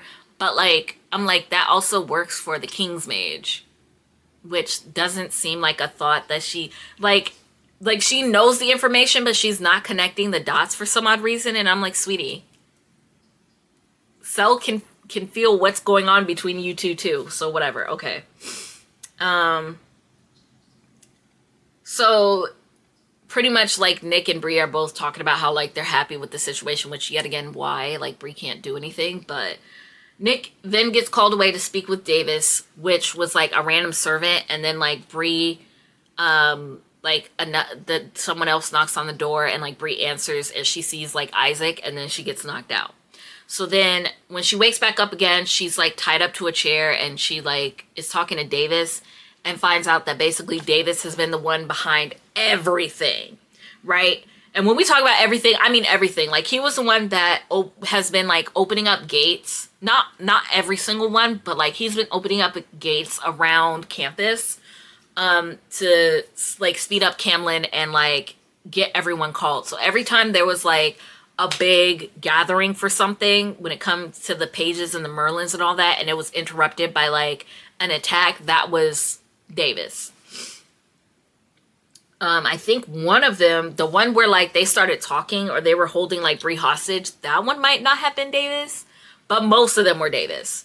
He's also been making people doubt Cell and think that he's like losing control, also like gaslighting Cell himself. Oop, my battery's dying. Hold on, y'all. So basically, like, he would say little statements throughout the book, which if you go back, like, ties together in really well, which I think I mentioned this before, but just saying it again is like, oh, every time there's a twist or a turn, the clues were there throughout the book to like let you know.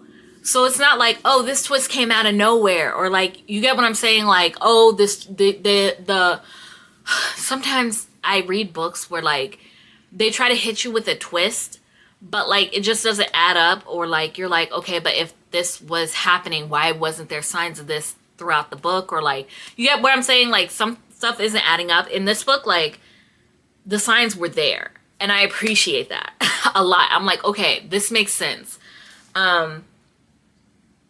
So like there was like little signs where like Davis would say something about like Cell losing control, you know, the whole like demon powers taking over and yada yada yada.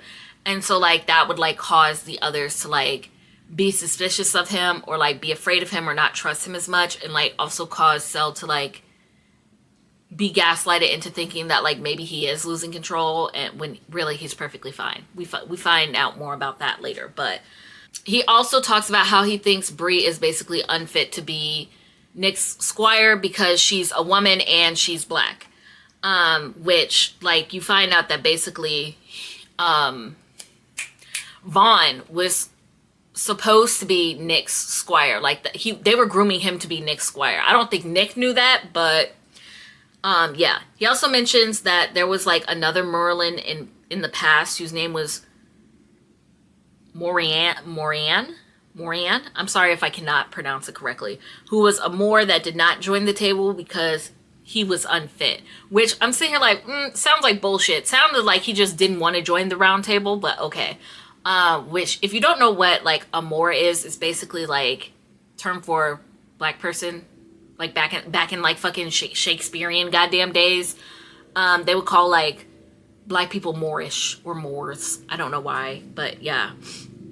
I used to know why. Listen, I learned all this in high school and I forgot about it, so I'm so sorry. But yeah.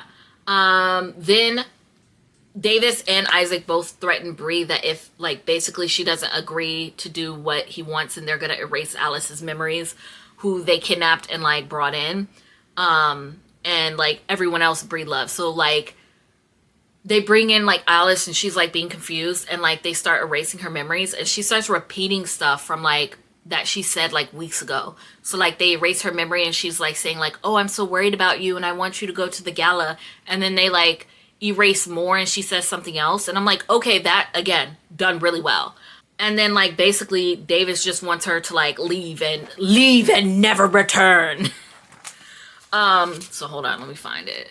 What do you want? I whisper, because that's all I need to know. Davis smiles as if I finally asked the right question. You'll leave Carolina and the program. Tell the dean you were ill-equipped to keep up with the rigor. A poor fit. I'm sure that won't be hard for the administrators to believe coming from you. My fingers curl into fists. You won't speak to Nicholas or any of the other chapter members ever again. You'll apply to another college when the time comes, out of state preferably, and forget you ever found the Legendborn world. I glanced back up at Alice, who was swaying, eyes fully closed now. Only Isaac's arms on her shoulder seemed to keep her upright. Davis follows my gaze toward Alice. And if I don't? You're a clever girl, so I'm sure you already know the answer. He sits back in his chair and drums his fingers on the desk. I'm boring him. So yeah, which he does mention like, oh, just tell the dean you were ill-equipped, which I'm kind of sitting here like is kind of dumb. Like, I know that everyone's going to believe that she's ill-equipped because she, you know, kind of made mistakes in the beginning that they had to report to the dad, and like also because they are gonna believe it just because she's black, but also like her track record, like she goes to class and she's passing out her classes and she's actually doing really well. So like on paper, like that excuse wouldn't make sense, but you know how that should go. So like Bree agrees obviously, and she goes back to her dorm and uses her ancestors to basically heal Alice. Which they end up using Bree's power instead of the herbs, which again, like the whole powers thing and borrowing powers and like it's shaving off years of your life, yada, yada, yada. But then like Bree ends up telling Alice everything. And when I mean everything, like everything from day one. She tells her everything. And then Alice like basically insists on like she's gonna go with her and she's not gonna take no for an answer, yada yada yada, because obviously they're gonna go like try to save Nick or whatever. Which I'm kind of sitting here like, listen, I appreciate the girl power, the standing up for your friends, right? The sticking by your friends, by her side to the very end. But realistically, Alice, Bree can't even do shit. What are you gonna do? Like, what is Alice gonna do? What is she gonna do? At least Bree has powers. Alice doesn't even have powers. And second of all, there's this whole thing about the order and like people not really supposed to be knowing about any of this. And like if they find out, then they mesmer her. But like Alice just comes along for the ride and Bree's like, yeah, she's cool. And like no one does anything about it. And I'm like, no, but you guys still have rules. But fuck the rules apparently now because people are starting to trust Bree. Girl, I'm stressed. I'm stressed about it. I'm stressed out about it. It's upsetting me. We are almost done. We are almost done. So then Bree and Alice go to the lodge to Will's place, the infirmary, and then Will basically updates what's been happening. Which let me see if I can breeze through this because it's like they hit you with a lot is being thrown at you at the end, which was kind of like one of my pet peeves with the books, but I also like, I get it. Basically, like, there's been, ever since, like, Bree agreed, she came back to the dorm and, like, Davis kidnapped, Nick and ran off, and ever since then, there's been, like, portals, oncoming attacks of Shadowborn after another all across campus, and they're, like, moving from the outside closer to the middle of campus. And so like they kind of all split up and like are divided against, you know, into teams to deal with the Shadowborn attacks. And that's kind of like what they're talking about and trying to figure out what to do. And so they basically figure out that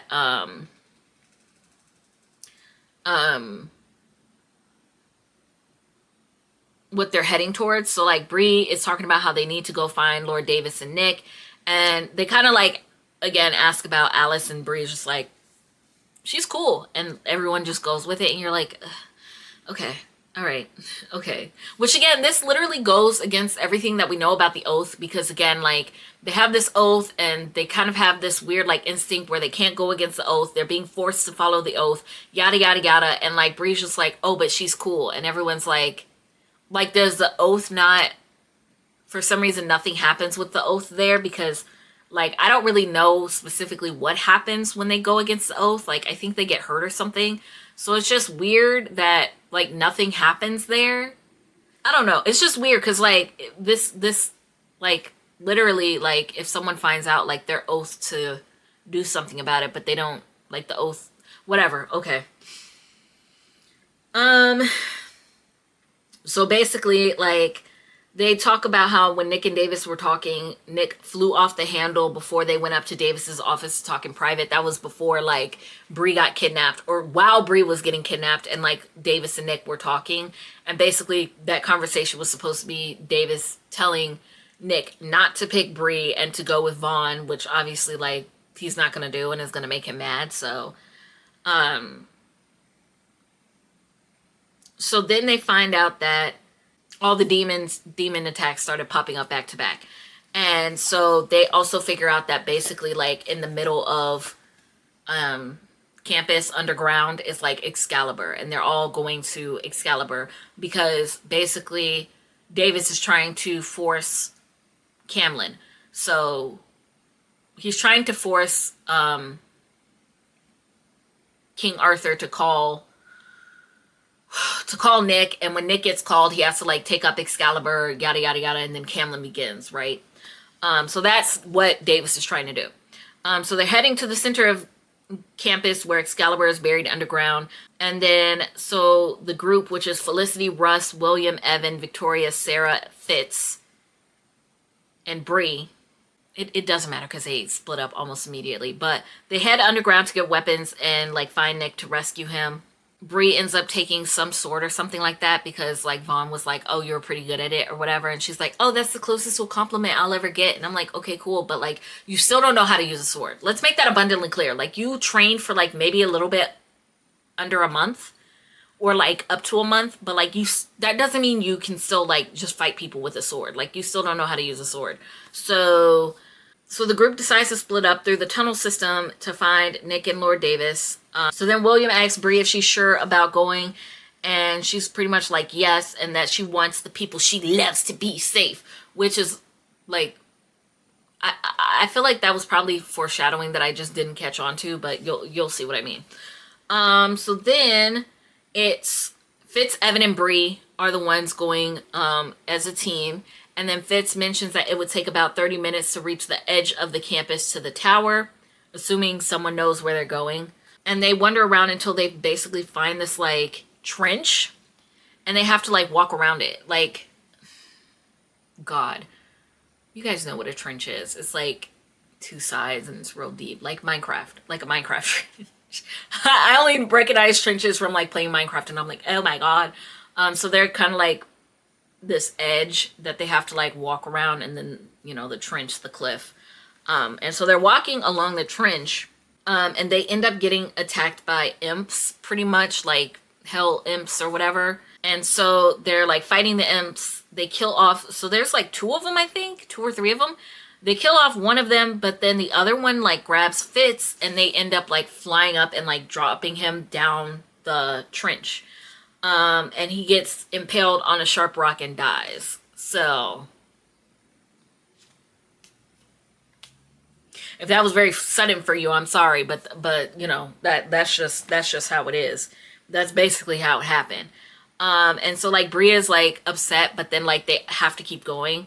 So like they keep going, and like Bree decides she doesn't want any more deaths. So Bree and Evan are now walking and walking and walking, and like she realizes that she can't actually hear the sound of Evan's footsteps anymore. And this is where you find out this chapter is really long because again, I don't know what you're doing. Because again, like I feel like it's obviously revealing a bunch of stuff, so I'm just gonna like TDLR it. But basically Evan died a long time ago and is now being possessed by a demon named Raz. So basically this entire time Evan has been possessed. If you care about, you know, Fitz and Evan,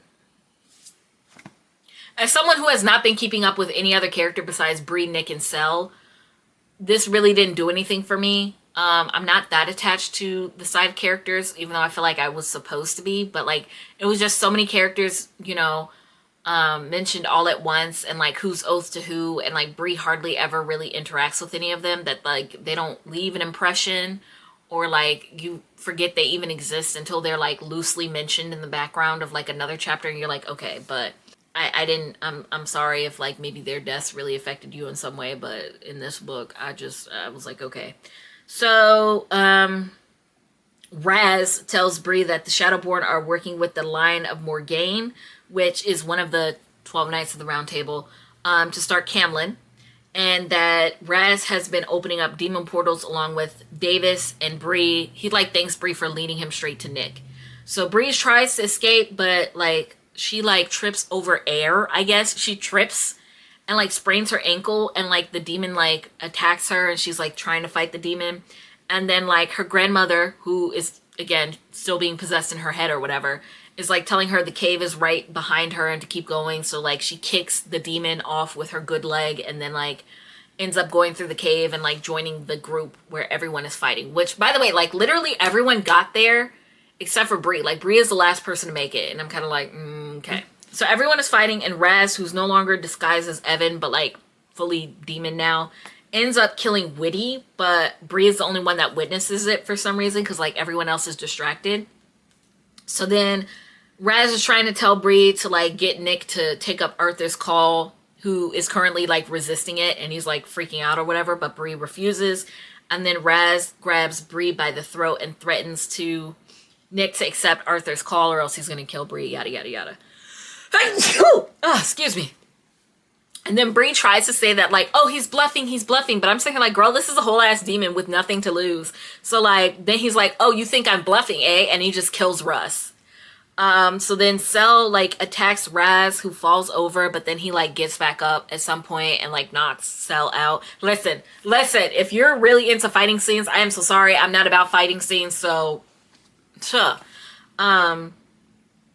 so then Nick starts accepting the call, so he's saying the oath to accept the call, and he goes and tries to like pull out Excalibur, but like nothing happens. And then like everyone's like faces start changing because they realize like Nick isn't taking out Excalibur.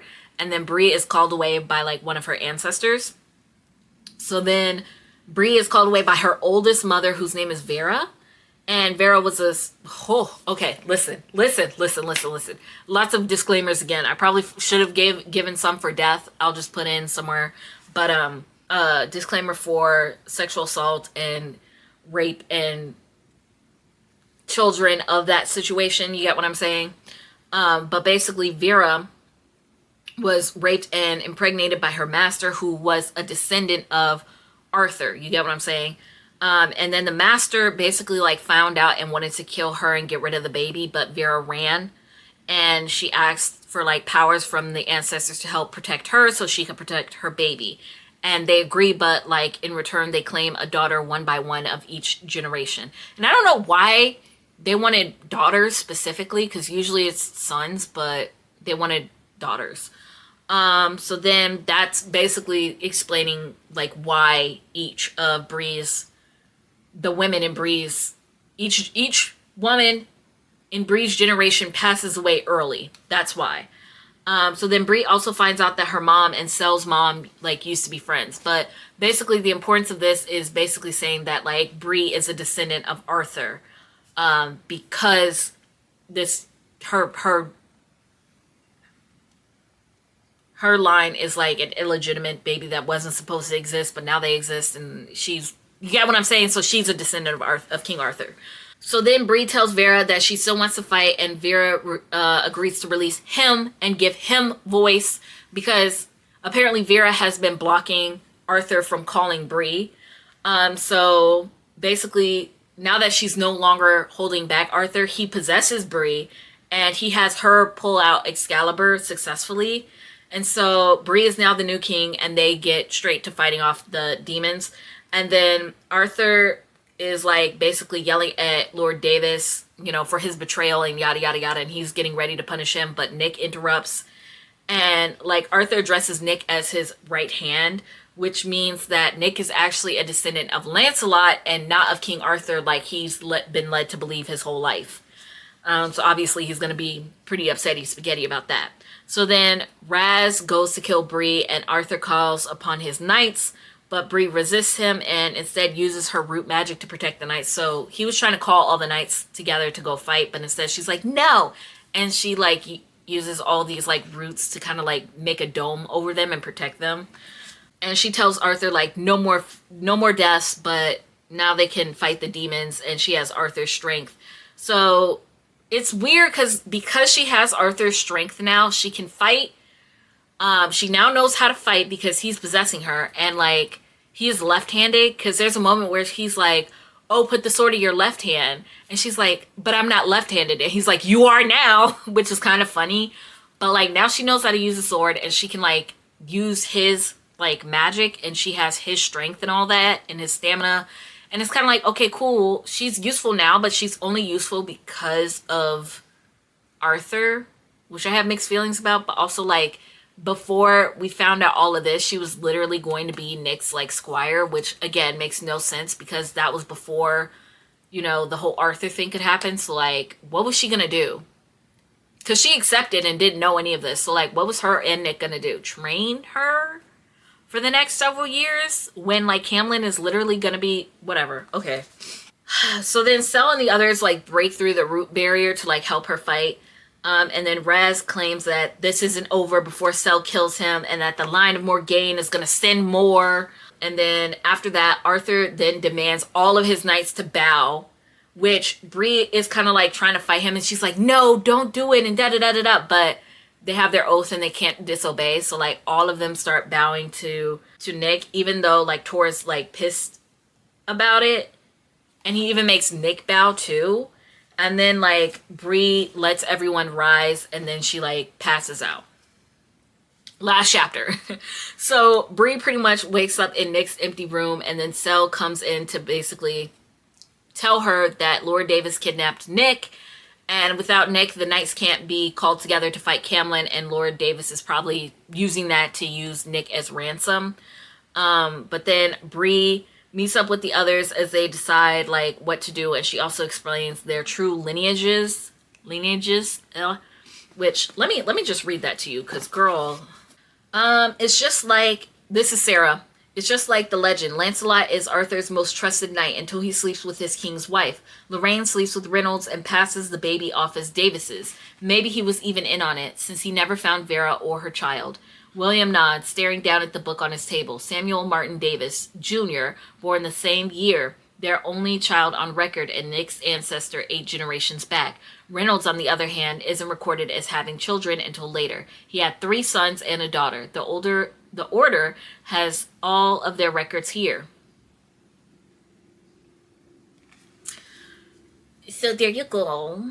I hope that makes sense. If it doesn't, I'm so sorry. So then Tor ends up calling the regents and says that like Bree isn't her king or whatever, which again, like, on one hand it's supposed to be set up as this like whole like, oh, Tor is being racist, but she actually brings up like decent points. Hold on a second. What will we tell the regents? Sarah asks. Tor strides back into the room. Not sure, but I just called their emissary. They're on their way. You did what? Sel roars incredulously. I had to, Tor yells. I'm in charge now, Merlin, and I say we have 2 dead squires, a dead scion, a Garuchel who murdered a squire and infiltrated us for months. Which, by the way, that whole, like, situation where Evan was being possessed was literally, like, that was who was getting possessed, because Sel kept sensing someone, like there was someone hidden among them that was betraying them, that he was like, there's a demon among them. He wasn't wrong, he just got the wrong person. Like this whole time he thought it was Bree when it was really Evan. So you heard that thing. There are others embedded in the order. What do you think will happen if we try to hide all of that? That was not your call to make, Sel says between his teeth, and you are not in charge. Bree is. Bree is what? Tor demands. Our king? By accident? This is a mistake. Accident? I growl. Mistake? Alice is on her feet already, fists clenched. Is that what you're calling chattel slavery? 300 years of accidents, which... Here we go. I got a lot to say about that one line, okay? Because a lot of people try to act like, oh, chattel slavery was no accident. It wasn't. But yet again, you're not going to sit here and tell me that her ancestor being impregnated through rape wasn't an accident. Like, I'm going to call a spade a spade. This baby was never supposed to exist. It just wasn't. It wasn't supposed to happen. The sexual assault was never supposed to happen, right? The rape was never supposed to happen. The baby was never supposed to be here. Now, granted, like, it is and stuff happened, but like to try to be like, oh, this was no mistake. Come on now. We're bullshitting a little bit. We're bullshit. I call bullshit. I call shenanigans. Tor's face turns red. You know what I mean. I don't think I do. I spit. A flash behind my eyes of Vera's face as she spilled her own blood into the earth. My fingers curl, nails cutting up into my palm. William's eyes and cells stare down into my fist and the strength that lives there now. What that man did was not an accident. He knew exactly what he was doing. He liked owning her life, her body, and he wasn't the only one. She wasn't the only one. Suddenly, I want nothing more than to launch myself at Tor. Would the Legendborn stop me? I wonder, could Sel even stop me? Tor catches sight of my growing anger and takes a step back, but she won't shut up. People gave their lives for the cause last night, and you what? Just showed up the last minute? I take a step forward, but Sel's arm shoots across my chest. Tor, he booms, Bree is your king. Not my king, Tor shakes her head, staring at me accusingly. Not when she doesn't even want to be. The memory of Whitty's and Fitz's and Russ's bodies rises up before me, blood spraying into pools so red it was black.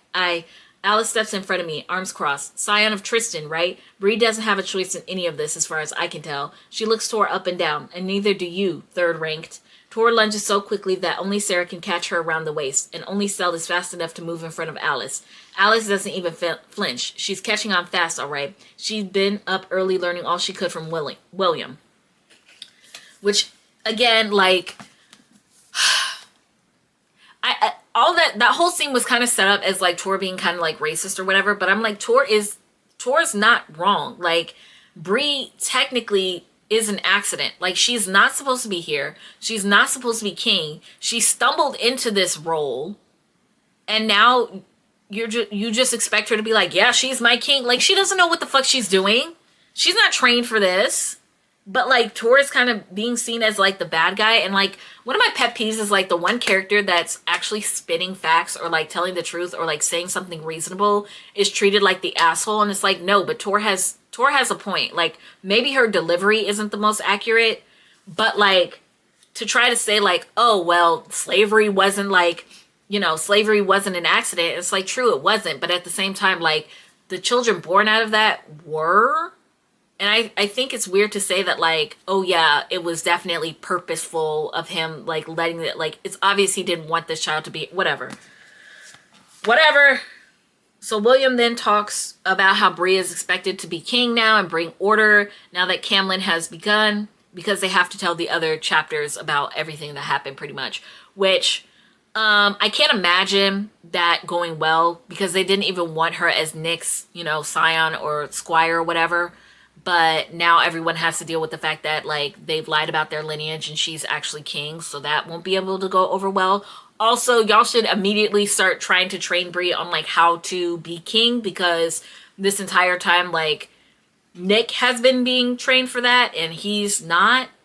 And he's also not here. So somebody better catch Bree up to speed and quickly. But that's never really brought up. Weird, because, like, Bree then decides to go out and get some air, and then she tells Sel that their moms used to be friends, and that Sel's mom was the one who ended up mesmering her. And it's kind of, basically this just insinuates that Sel's mom has been, like, sneaking out, because she was arrested and, like, kind of, like, put in this, like, magic jail. I don't know how it works, but this jail, and that, like, it's kind of insinuated that she's been somehow sneaking out and also, like, checking in on Bree's family to make sure that, like, she's safe and all that stuff, and that she's been doing this for years and, like, protecting them. But this also means that, like, Merlins may not necessarily succumb to their demon nature, and that also may be, you know, complete lies. So then Sel tries to get Bree to make him her, like, king's mage, but she's oathed to Nick, and, like, he drops it. And basically the book just ends with, like, Sel and Bree, like, out in the forest, and, like, she takes her shoes off and she's, like, walking in the earth, and, like, she takes in a deep breath and takes in nature, and then the book ends. So there you have it. That's the end. All in all, I would say that it's not, listen, Legendborn is actually a book that I really, really like, despite me constantly having so many conflicting feelings about it. I think it's written really well. I love the way that it's written. I don't particularly like Bree, which I hope, like, now that we've kind of, like, addressed some of her, like, grieving and some of the trauma, like, that maybe she becomes, like, a stronger character, because, like, if you're telling me from the beginning that she's not the shy type, and, like, she's literally, like, I expect her to not be the shy type. So the whole thing of, like, her constantly running away and coming back and running away and coming back and running away and coming back, and, like, oh, she's determined to do this, but, like, oh, now she's scared, but, oh, she's determined to do this, but, oh, now she's scared, but, like, oh, she's totally gonna do this, but, oh, every time something goes down, she's, like, not useful in any way. Like, hopefully that doesn't continue, because I know there's another book. Other than that, that's pretty much it. I will say, like, the twists and turns were also really written very well. My favorite character was Sel, pretty much. Will was okay. I think I grew more attached to Will towards the end. And yeah, I don't know. If there's anything else to add. I pretty much, like, added in all my complaints where I could. If you made it to the end, thank you so much for watching. Please let me know what you thought in the comments below. Like, share, subscribe, and I'll see you in the next video.